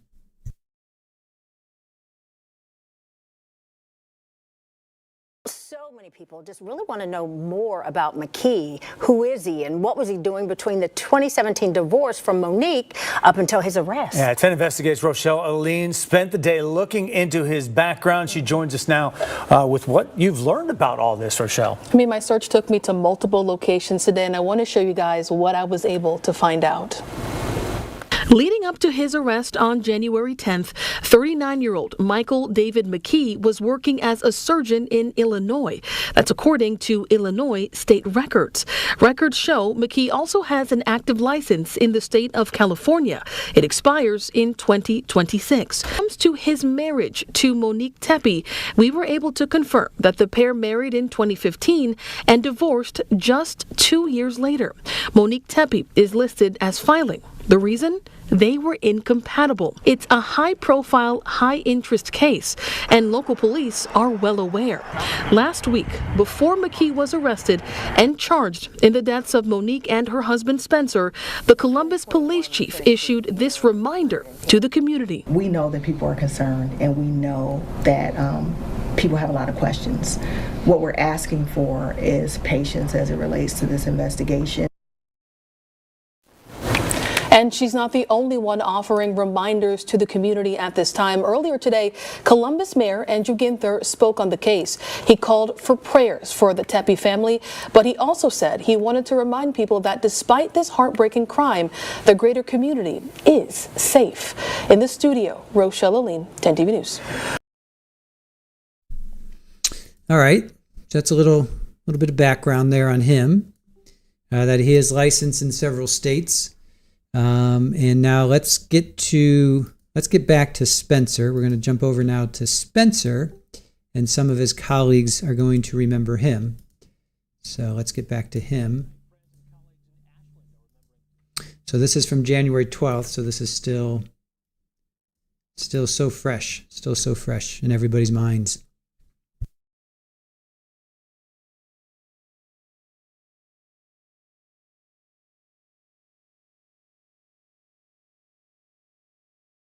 Tonight, friends and colleagues in Ashland are remembering Dr. Spencer Tepe and his wife, Monique. Our Lindsay Buckingham spoke with two women who worked alongside him, and they want us to know who Spencer and Monique truly were. For 8 years at Stone Creek Dental Care in Ashland, Julie Radaba and Michelle Clark were greeted by Dr. Spencer Tepe. Every time he walked in the office, he was always in a good mood and said good morning to everybody. He just had a happy presence about him all the time. That presence and his signature laugh filled every room. It was just loud, but it was awesome. His impact reaching far beyond the office. He just loved his patients. He really cared about his dentistry. After working together nearly a decade, you become more than just coworkers. Closeness showing up in everyday moments, even the silly ones. You couldn't embarrass him. I mean, there was a time when she was working with him over a patient, and accidentally the water syringe squirted him in the forehead. He had water dripping. I'm like, oh my God, I'm so sorry. He just started laughing. He's like, oh my God. Spencer and his beloved wife, Monique, were building a beautiful life. Julie and Michelle felt lucky to be a part of it. And Dr. Tepe and Monique, they loved soccer. Both of them played. We actually went to a soccer game, watched the crew one time with Mo and Dr. Tepe, and just an awesome guy. Spencer left the office last summer, yet their bond never did. It's just hard not being able to just text him. I mean, he texts us on our birthdays, on our birthday, happy birthday, on the holidays. You know, we kept in contact.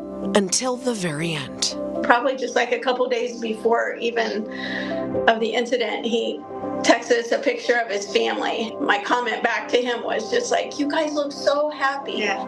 Which makes this so hard. Yesterday, you know, the services was amazing. It was beautiful. That helped. Some of his friends spoke. Some of Monique's friends spoke. Everybody's jam-packed into this room, and we were literally, elbow to elbow. The loss is still sinking in, but they want the world to remember Spencer for who he truly was. He had a unique way, it seemed, of making whoever he was with feel very special. Really just was a genuinely nice person who just loved life.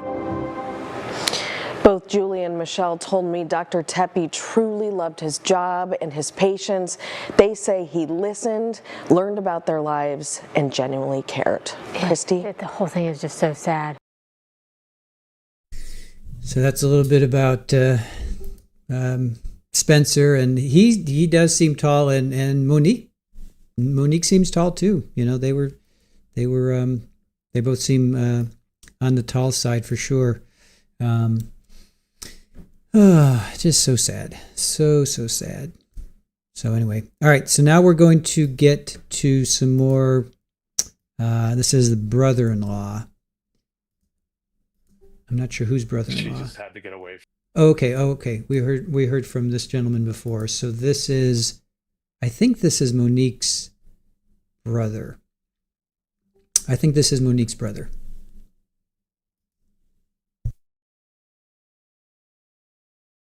She just had to get away from him. Rob Misla, the brother-in-law of Monique and Spencer Tepe, now speaking out about the man accused of killing the couple. Misla says Monique told him her ex-husband, Dr. Michael McKee, was emotionally abusive. Myself and many others were well aware of willing to do anything to get out of there. McKee is charged with 2 counts of aggravated murder. Investigators say he shot and killed the couple last month. Your name, sir, for the record? Michael McKee. Divorce documents show Monique and McKee's marriage was brief. They married in 2015 and split abruptly in 2017, citing they were incompatible. Monique speaking about her past relationships in her wedding vows to Spencer. From day one, I knew you were something special. I had quite a journey to get to you, countless bad bumble dates, wrong relationships, and waterfalls of tears. But it was worth every cringing second because it led me to you. We just want justice. We want this person that took so much from not just us as a family, but so many more people, and obviously the kids especially. We want this person to pay for what they did. On your side, Terry Sullivan, ABC 6 News. Thank you for watching the ABC. Oh, so that's Rob Mishla? Is that the same guy? I didn't even catch that. Good one. Yeah, good one.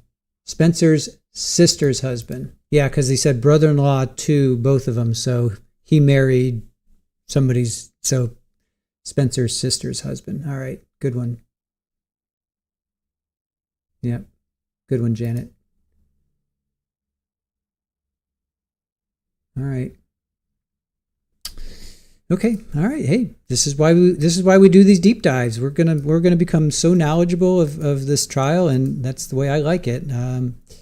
We need to, Sometimes we can't do this. We don't have the luxury to do this. A trial just starts, and we just have to hit the ground running. And other times when there's so much coverage out there, so much information, we're able to provide these deep dives for you guys. All right, let's continue on. Now, we just checked, and McKee is still being held in the Winnebago County Jail in Illinois. Yeah, now the plan is to extradite him to Ohio. 10 TV's Carly Dion is live with what else we're learning tonight about McKee. Carly? Well, Jeff and Yolanda, I'm at the Franklin County Jail on Fisher Road, which is where we expect officers to bring McKee once he's brought back to Ohio. Now, earlier tonight, I spoke with a woman who lives in the same building as McKee in Chicago, and she shared with me how she heard about what happened and how she knew him. When I first met him, he was any ordinary person moving into the building. Geraldine Koleric has lived at the Pierre in Chicago since the 80s and always introduces herself to new residents. She says she first met McKee after he moved in last summer. He was very pleasant, very nice. That was the extent of their interactions. But last Saturday, on her way to a party, she noticed a news van parked in front of her building. I looked at it and said, "What are you guys here for? Are you here for the Packer game stuff at the restaurant or what?" And I was told that the person that is connected to the Ohio murders lives here. But when she heard the name of the suspect, it didn't sound familiar until... And the reporter went into his cell phone and showed me the picture, and I said, "Oh my God, I know the guy."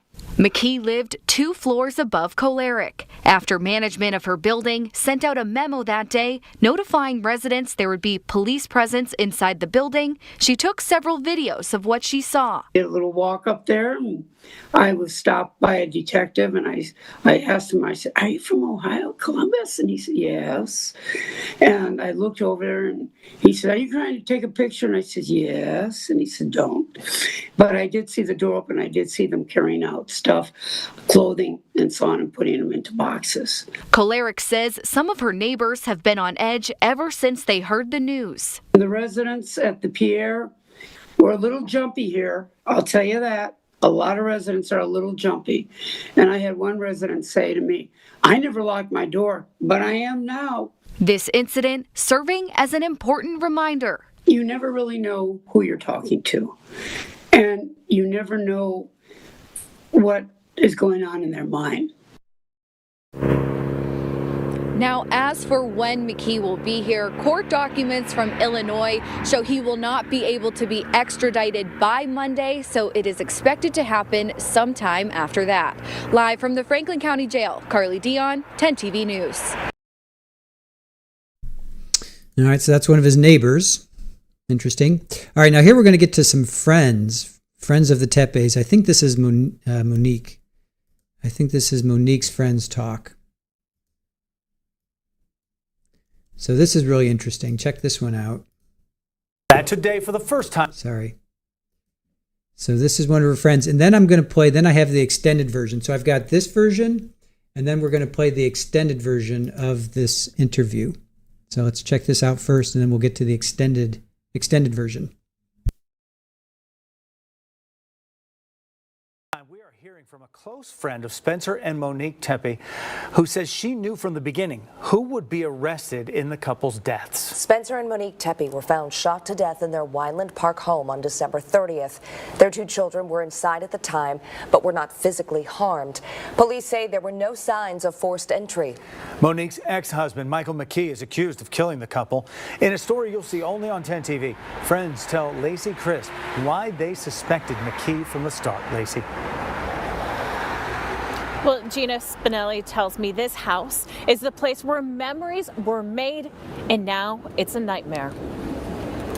If you knew Monique, you knew this was what happened to her. Gina Spinelli has been friends with Spencer and Monique Tepe for years and says Mo's smile would light up a room.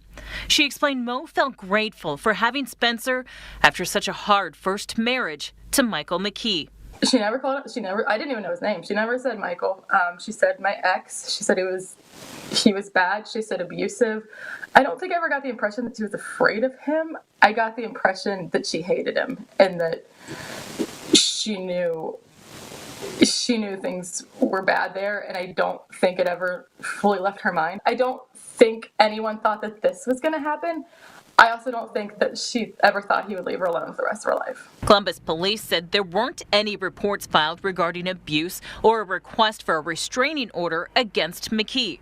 When Spinelli got the call with the devastating news that 2 of her dear friends had been killed inside their home, she only thought of one person. Do you have any idea why now, after all of these years, that he's accused of doing this heinous act? I think it's just because everything you see the wedding video, everything that people see is who they really were. And they were so perfect and they were so wonderful. And I think he couldn't live with it. I think he could not fathom her happiness. And she was so happy. Spinelli tells me she was at their celebration of life services. She says it was heartwarming to hear so many wonderful stories about her dear friends. Lacey, you have been on this story since day one, and we've heard so much about the couple's children, just 1 and 4 years old. They were in the house when their parents were killed. They weren't hurt, thankfully, but I think a lot of people are wondering tonight, how are those kids doing? Yeah, so they're now living with family members, but Spinelli tells me they now have an army of aunts and uncles who will forever look after them. So if you want to see my full interview with Spinelli, you could go ahead and go and search on 10 TV Plus and search for this interview, and you can watch the whole interview. Reporting live, Lacey Crisp, 10 TV News. Well, all right, Lacey, let's go watch the extended video. Let's watch the extended interview. So they have an army of aunts and uncles taking care of the kids. So if you ever wondered what was going on with those children, I don't know who has primary custody. I'm not sure who has primary custody, but all right. So now we're going to get to this extended interview.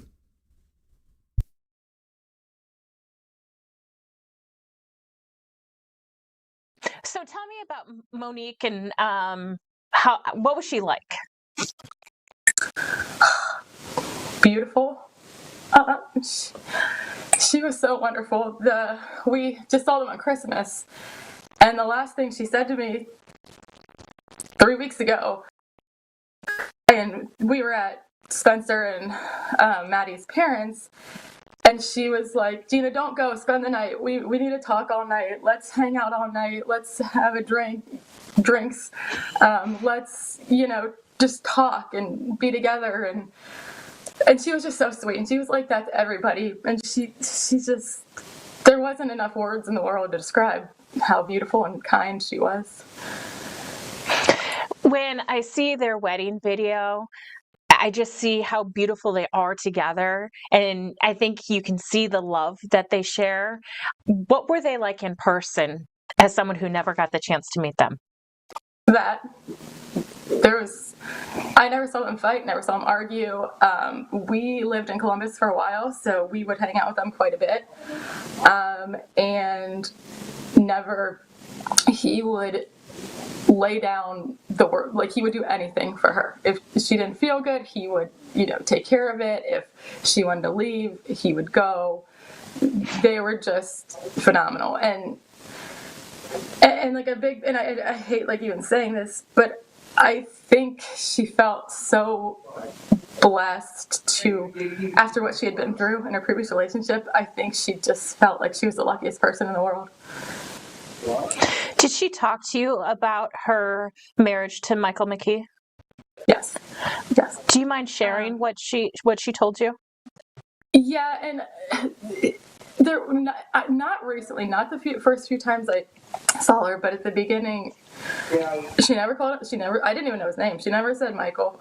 She said my ex. She said he was bad. She said abusive. I don't think she ever said physically. I don't know, but I do know she would say quite a bit. Very verbally, mentally abusive, and I don't think I ever got the impression that she was afraid of him. I got the impression that she hated him and that she knew things were bad there, and I don't think it ever fully left her mind, which I don't like to say that. And but yeah, I don't think she ever thought that he was, I don't think that sounds bad. I don't think anyone thought that this was going to happen. I also don't think that she ever thought he would leave her alone for the rest of her life. So I think a big question that a lot of people have is they divorced in 2017. It's been a long time. Had he been contacting her or following her in Columbus since then that you're aware of? Not that I'm aware of, and not that most people that I've talked to are aware of. But he was that he's just that sneaky kind of sociopathic smart that I had heard a few rumors. I'm not sure I should say exactly what, but things that he had said to people surrounding her. But I hadn't heard any definite things of, he was actually anything definite, I should say. Yes. Do you have any idea why now, after all of these years, that he's accused of doing this heinous act? Sorry. I think it's just because everything that everything you see the wedding video, everything that people see is who they really were. And they were so perfect and they were so wonderful. And I think he couldn't live with it. I think he could not fathom her happiness, and she was so happy. Her kids were just playing with my kids, and everything was perfect and wonderful. And you don't like to say perfect because nobody's perfect, but to the naked eye, they were. When you first heard what had happened, what did you think? So my brother Rob had called my mom screaming, inconsolably screaming. And then my mom called me right away, inconsolably screaming. And then I called Rob, inconsolably. So all three of us are just screaming. And the first thing my mom said to me was, Spencer and Monique are dead. And I said, no, they're not dead. We saw them 4 days ago. They're not dead. We just saw them. How could they be dead? And she was like, no, Gina, they're dead. So my first thought was like, oh my God, they got in a car crash. And then my mom, it was before like anybody, it was before, anyone was even there. So then my mom was like, I don't know, your brother doesn't know, but it looks like murder. And I think the initial shock, I didn't think anything. And then I kind of sat with it for like 15, 20 minutes. And in my head, I'm like replaying every conversation. And within 15 minutes, I was like, oh my God, the ex. So were you surprised when Columbus police arrested him? I got down. No. I was like, thank God. We kind of knew it was coming sooner rather than later. And the police had been very tight-lipped, I will say. They'd been very tight-lipped, even with the family. We didn't know much. So we only knew about an hour or two before it actually happened that it was going to happen. And when Rob called me, he was just ecstatic. He's like, it's happening soon. And we were actually driving down to Columbus for the services when I got that call, and it was just like an overwhelming wave of emotion that they got him and they got the right guy. How were the services? I can't imagine how difficult it'd be to later arrest two of your good friends. We had a reception the first night at Tartan Fields, which was beautiful, and it was small, which was nice. There was only maybe 100 people. And we were able to laugh and share funny stories, because we all have funny stories. But the funeral itself was like, I think I'll live my whole life and never, ever, ever get over what it looks like to see two caskets right by each other. And then knowing who's in there. And then surreal. The kind of grief that like you don't think you'll ever face, and you don't face, and that they were just both there, and they were both, and their parents, and each set of family was on either side. And just, how were their kids doing? I think a lot of people, their biggest concern when they heard what had happened is thankful that the kids weren't hurt, but deeply concerned that this happened when they were in the house. As far as I know, okay, emotionally okay. They're very young, and we are thankful they're very young. She's funny. She's like she's her mom. She's a firecracker. She's kind of bossy, but she's sweet. And they are going to be in the care of an amazing family who will love them like their own forever and ever, ever. So as horrible as it is for them, they are fortunate that they are going to be with some amazing people that will love them forever. If a lot has come out about Spencer and Monique and what they did for a living and that they were loving people, but is there something that you think people should know that you haven't heard a lot of people talk about them? I would say just how funny they were. They were so and Spencer just did the funniest things. There's just so many stories. I don't know where to begin, but just. He was funny, but the things that he did and said and how kind he was. I remember it was like a holiday weekend. Excuse me, it was like Saturday of a holiday weekend. And I had a problem with one of my teeth. And of course, all the dentists are closed.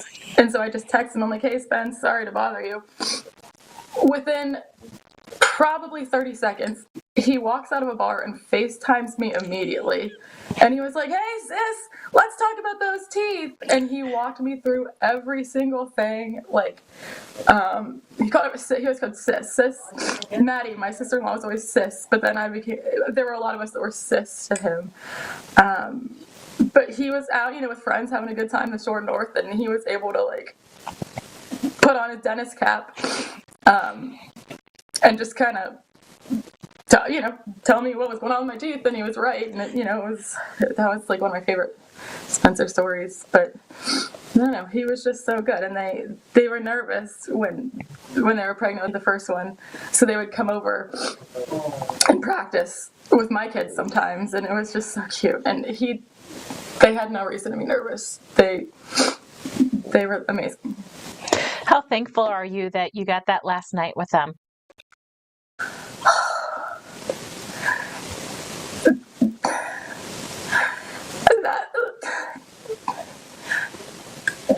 There's no words. There's no words.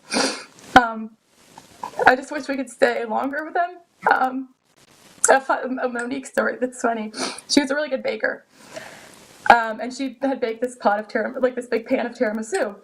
And my husband's Italian, and Monique and I are like shoveling it in our faces, like bowl after bowl. We're just like crushing it, and I was like, Monique, I'm gonna take a bowl of tiramisu to Dominic, and she was like, oh, Gina, no, don't do that. I said, why? She goes, a real Italian can't have this. He'll think it's terrible. He'll think I'm a terrible baker. Like, Monique, stop it. Like, she was just funny. And I tucked him and he was like, this is delicious. Like, I wish my wife would bake me an Italian dessert. But that's just, she was funny too. And she was funny in a different way than Spencer. Spencer was funny in like the class clown, the like silly guy. And she was funny in just the like kind of always on it, like always, hey, don't give it to him. He's Italian. But that was a wonderful, wonderful evening. I had read somewhere that as much as she loved being a mom, she didn't love being pregnant. Is that true?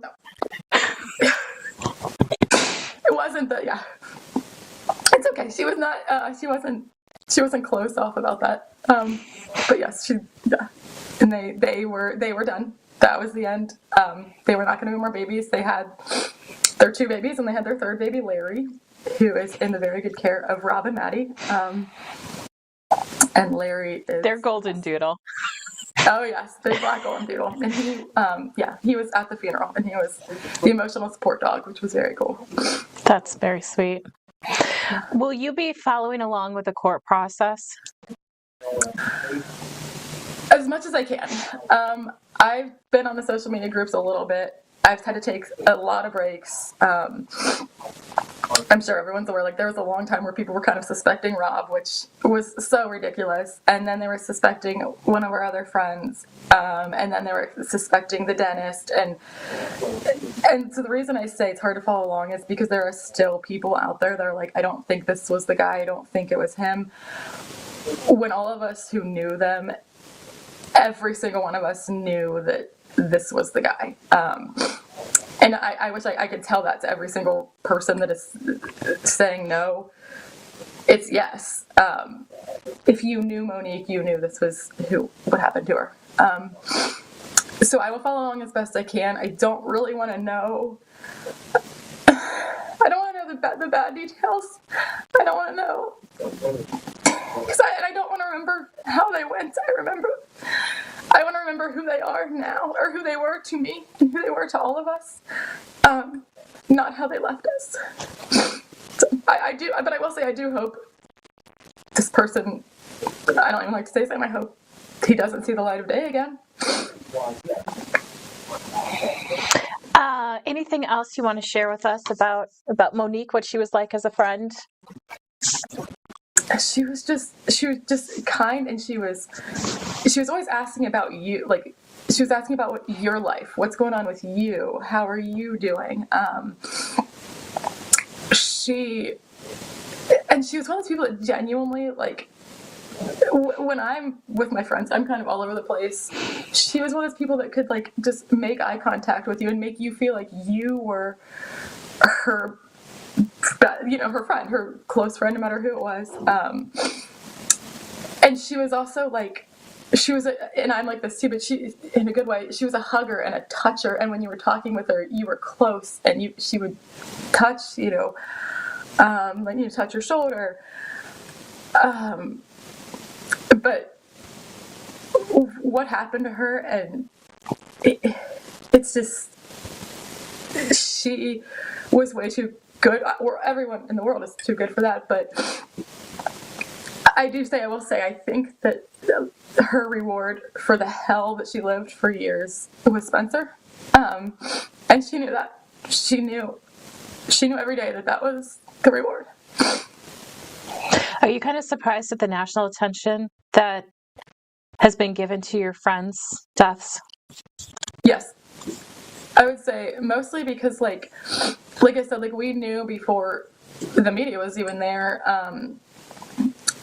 We probably knew an hour before the media was there, and so I was like refreshing the apps, seeing what was going on, if it had been caught up yet. And when it started to happen, it was obviously like everyone was playing it out like you would think, like, oh, this could be a murder suicide, and then like 2 bodies.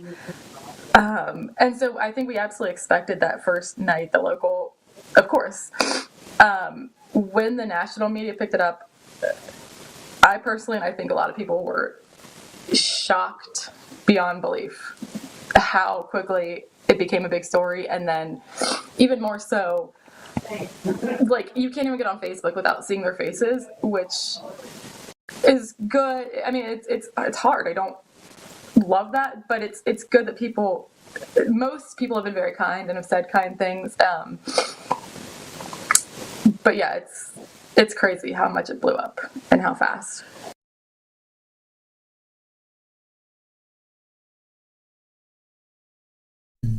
All right. So that's their friend. They were they were cool. It just sounds like they were really cool. Really cool people. All right. Now here we go. The process to extradite this guy. So let's get here. We are working to learn.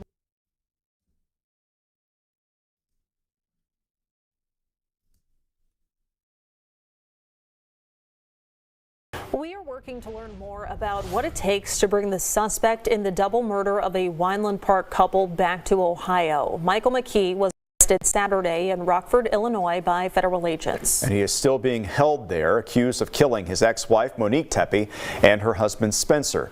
December 30th. Columbus police say the plans are in the works to bring McKee back to Ohio. NBC4's crime and safety reporter Anna Hoffman spoke with a retired FBI agent who says extradition is a process. Retired FBI agent Harry Trombitis tells me there's a lot of moving parts when it comes to extradition. He says every agency does it differently. And there's a process, trust the process. Says ex-wife Monique Tepe and her husband Spencer Tepe inside their Weinland Park home. Retired FBI agent Harry Trombitis says the people in Illinois have done their part, and now it's on Columbus to coordinate the pickup. It can be complicated based on a number of reasons. CPD said in a news conference Wednesday, those plans are in the works. Felony warrants out of state are primarily handled by extradition companies, and so the determination of whether or not it will be detectives from Columbus or an outside entity, likely an outside entity. Understand that it's a process. It doesn't necessarily mean that there's anything wrong or they're having problems. It's just, it's a process. Trombitis says he knows people want to know more, but police have to remain tight-lipped so they do not jeopardize this investigation. McKee currently has a hearing scheduled for next Friday in Illinois to discuss the status of his extradition. Local for you at Columbus Police Headquarters, I'm Anna Hoffman, NBC4. And NBC4 is pushing for answers and information every day. Right now at NBC4i.com, you can find more coverage of the case from when it first started up to right now. Thanks for watching. All right, so that's that. Richard, I want to pull up what you said about extradition. All right, so Richard in the kitchen says, once a fugitive waives an extradition hearing, which he did, the process of issuing a governor's warrant and arranging transport generally takes about 10 days to 30 days, although it can take up to 90 days. All right, good to know. Thank you for that, Richard. All right, Camilla, enjoy your chores. That never sounds fun, but Kathy, you have to shave your dog soon. Okay, that definitely doesn't sound like fun. All right, let's get to him appearing in court. McKee appears in court. This is from... We're on the record.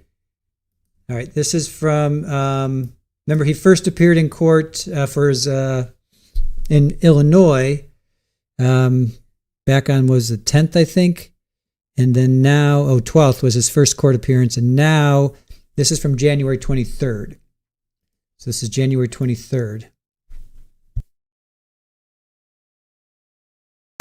We're on the record. Make your appearance. Call your first case, please.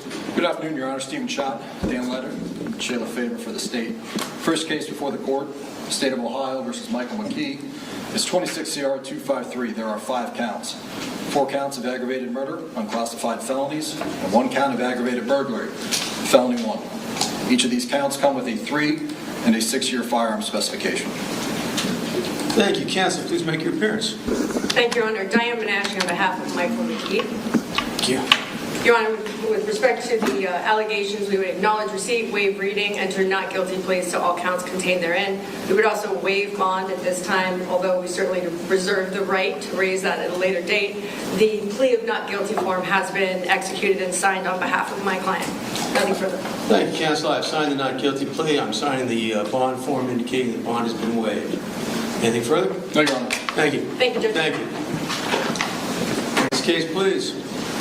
Thanks for watching. For more NBC4. So that's that. Boom. And boom, boom, boom. Done, done, and done. Wow. That was fast. All right. Now I want to get to... Okay, so that's him in court. Now this is from the 28th.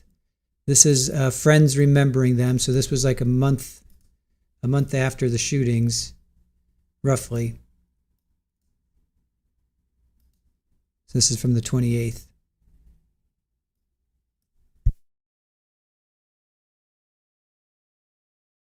Tonight, we are learning more about the evidence Columbus police say they have against Michael McKee in the shooting deaths of his ex-wife, Monique Tepe, and her husband, Spencer. 10 TV's Lacey Crisp explains newly unsealed court affidavits detail allegations against McKee of abusing Monique.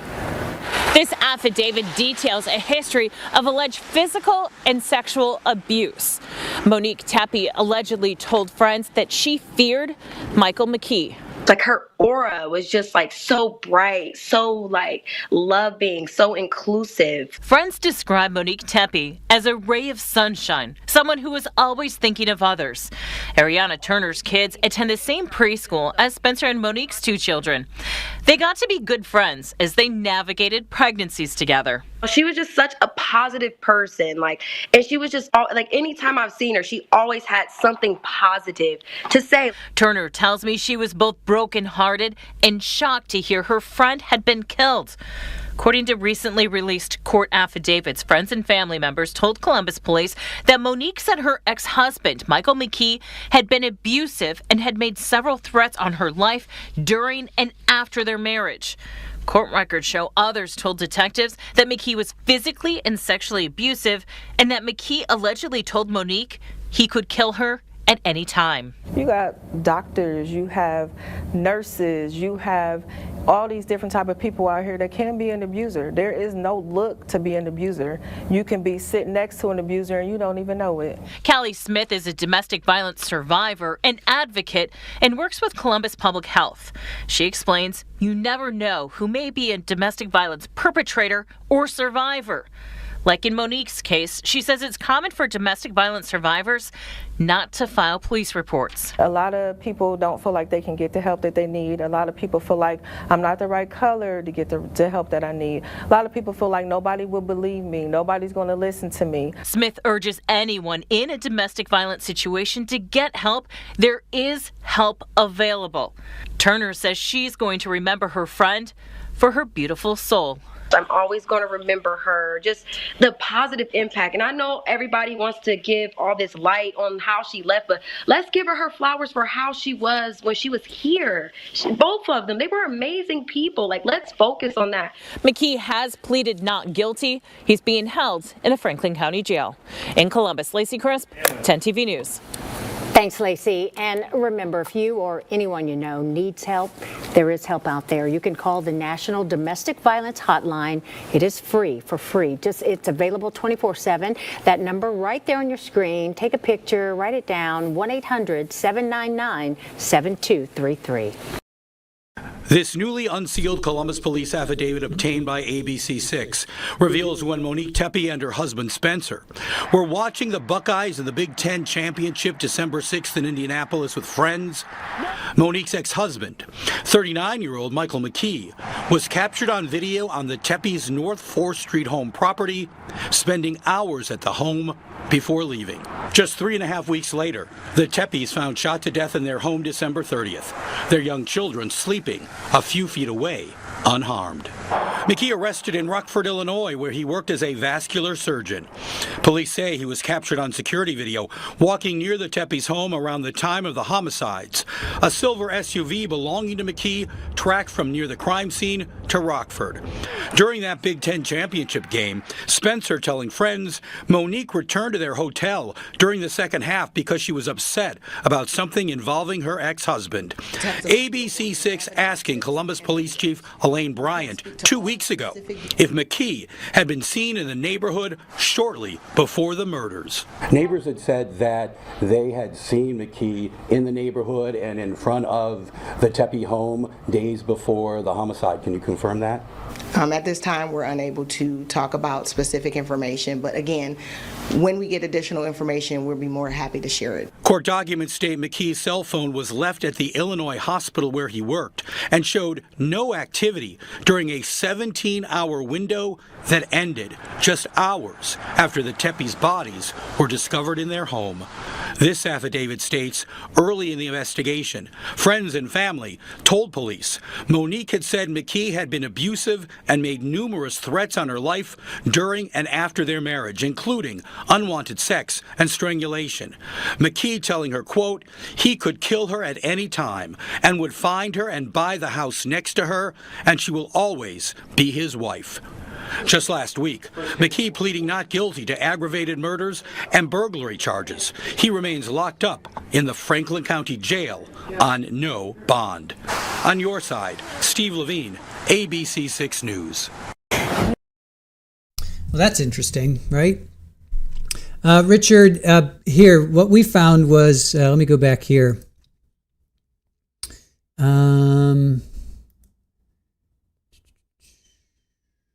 Is it in here? Maybe it's over here. Let me take you off. They charged him the 2 crimes because it was he stalked them. Or hold on a sec. I have it in here somewhere because it's 4 counts. Yes, two victims, but 4 counts. Legal status. 4 counts here. Charges. 4 counts of aggravated, signifying prior calculation and design. That's what we were able to discover. So there's 4 counts because it's signifying prior calculation and design. So take that for what it is. If you can sort that out. I mean, I know what it means, but I just don't know why they're able to charge him. Prior calculation and design. So, all right. We have just a few more to play, 2 more actually, and then we're going to be done with our initial deep dive into the Tepe murder case.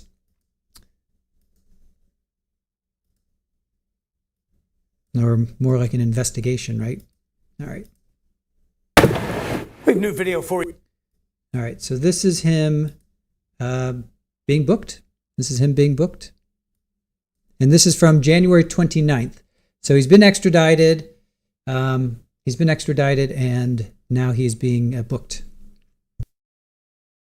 Michael McKee was booked into the Franklin County Jail. You can see he takes his clothes off for a pat down there. He's issued slides for the rest of the booking process. He walks through the office calmly. Well, McKee was arrested at a Chick-fil-A in Rockford, Illinois. After days in jail there, he was brought back to Ohio. McKee is accused of killing his ex-wife, Monique Tepe, and her husband, Spencer. Monique and Spencer had 2 children, both under the age of 5, and they were not harmed. Now, it's been 1 month since the couple was found dead in their home. Also, the children found there as well, not physically hurt. Yeah, tonight, questions are circling about how the prosecution will handle the possibility of the death penalty in this case, and any possible charges related to the children being in the home at the time. 10 TV's Lacey Crisp was the first reporter on the scene and continues our coverage tonight. There's still a memorial on the steps as Michael McKee is facing 5 counts in the Tepe's deaths. Wearing a jacket, pants, glasses, and handcuffed, Dr. Michael McKee walks into the Franklin County Correction Center showing no emotion as he is booked. He's patted down and changes into jail shoes. McKee is facing 5 charges in the deaths of his ex-wife Monique Tepe and her husband, dentist Spencer Tepe. There are 4 premeditated aggravated murder charges with a gun specification accusing McKee of using a suppressor and 1 aggravated burglary charge. Tepe's 2 young children, ages 4 and 1, were at home at the time the couple was shot to death. McKee is not facing any charges involving the children. It might be something where they had a conversation and they told the victims' families, the person's looking at 2 life sentences. He's never going to get out of prison. So maybe not, drag the kids into it as much as you would otherwise need to. Dave DeVillers was the U.S. Attorney for the Southern District of Ohio from 2019 to 2021 and served as an Assistant U.S. Attorney from 2002 until 2019. He explains why McKee might not be charged with death penalty specifications now. Were you surprised that there's no death penalty charges on here? I'm not, because Ms. Faber indicated she was opposed to the death penalty. She made that perfectly clear when she ran. So I'm not at all surprised. But DeVillers explains prosecutors can decide to add the death penalty specifications later, or the case could be moved to federal court. They can absolutely supersede on a case like that and add the death specifications. McKee has pled not guilty. He's still being held in the Franklin County Jail. In Columbus, Lacey Crisp, 10 TV News. We reached out to the Franklin County Prosecutor's Office and they sent us this statement. It says, quote, "As with every case we handle, our office is committed to pursuing justice with care, diligence, and accountability. We consulted closely with the families of Spencer and Monique Tepe throughout this process and are honoring their wishes accordingly." If you want to see the full timeline of this case laid out with everything confirmed by Columbus Police and 10 TV, you can look for this article on 10tv.com. You'll also see it in our 10 TV app with links to watch stories related to. All right. One more. So here's the latest. This is from February 3rd. This is the latest video update. So this is only 2 days ago. And this is the autopsy. So the autopsy was released. And remember, they said that Monique was shot, at least once. At least once, I think they said in the chest. So it gets worse. So here's the autopsy. This is the autopsy results from February 3rd, which is only a few days ago. The shooting deaths of Weinland Park couple Spencer and Monique Tepe in December grabbed attention all across the country. Today, reports obtained by NBC4 revealing new details on the killings of the Weinland Park couple. Monique Tepe's ex-wife, we thank you for joining us today. For NBC4 at 5, I'm Jared Smalley. And for Bullock, NBC4's crime and safety reporter Anna Hoffman has been combing through the reports. She joins us now with what she has learned. Anna? Jen and Jared, the reports say the couple was shot more than a dozen times combined. It says they likely died within minutes or even seconds. For the first time, we're getting a glimpse into just how gruesome the injuries were in the killings of Spencer and Monique Tepe. The autopsy reports from the Franklin County Coroner's Office say the couple was shot a combined 16 times. Monique was shot 9 times. In the head, in the face, chest, and arms. Spencer was shot 7 times in the head, neck, and chest. It describes the pathways of each bullet and how it impacts their bodies. The report does not not give an estimated time the couple was killed, but it does say they were likely killed in seconds to minutes. Columbus police investigations have narrowed down the murders to have happened between 2 a.m. and 5 a.m. December 30th. Police believe this is McKee walking in the Weinland Park neighborhood around the time of the murders in this person of interest video released days after it happened. McKee is charged with 4 counts of aggravated murder and 1 count of aggravated burglary. Each charge also has a firearm specification for allegedly using a firearm silencer during the crime. McKee pleaded not guilty to the charges. He is being held in the Franklin County Jail with no bond and does not have another court date scheduled at this time. I've reached out to the Franklin County Prosecutor's Office for a comment on the report. They say they do not comment on active cases. I also reached out to McKee's defense attorney, Diane Menashe, for a comment. She says she does not comment on pending cases. The report also officially names the manner of death as homicide caused by gunshot wounds. Jen, Jared. Thanks for watching. For more NBC4. All right, you guys, that concludes our coverage.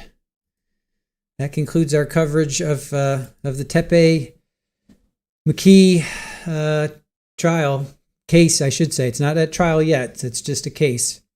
So, wow. So, 9 times for Monique and 7 times for Spencer. In the face. I mean, that's some rage. That's some personal vendetta. Yeah, this is definitely looking bad for Mr. McKee there. I don't know how he's going to spin this, but everybody deserves their day in court, as we know. So, yeah, Hillrider. Glad this guy's off the streets for sure. All right, Kimbers, thank you, Mallory. We're not doing an ego. We're not doing an ego per se, but we're coming back in about a half an hour. We're going to be doing Jose Ibarra.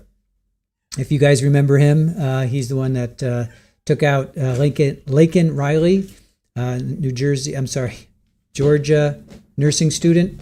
And I'm going to take the break now, get some food, feed the kitties, and then we're going to come back at the top of the hour, which is noon our time. So rest in peace, Spencer and Monique. Terrible way to go out, and hopefully we will find justice for you at some point down the road. If not this year, then next year. We'll see when this trial comes. So that's all we have for today. For the Tepes, thank you for joining us. Thank you to our mods, and thank you to Aaron for pulling all this information together. And then we have a redirect set up for Jose Ibarra, and we're going to cover that at noon, which is another half hour from now. So until then, take care of yourselves, and I'll show you a little Super Ball over here. Oh, stretchy Super Ball. Super Ball stretching. Oh, don't bite me. Yeah, Super Ball.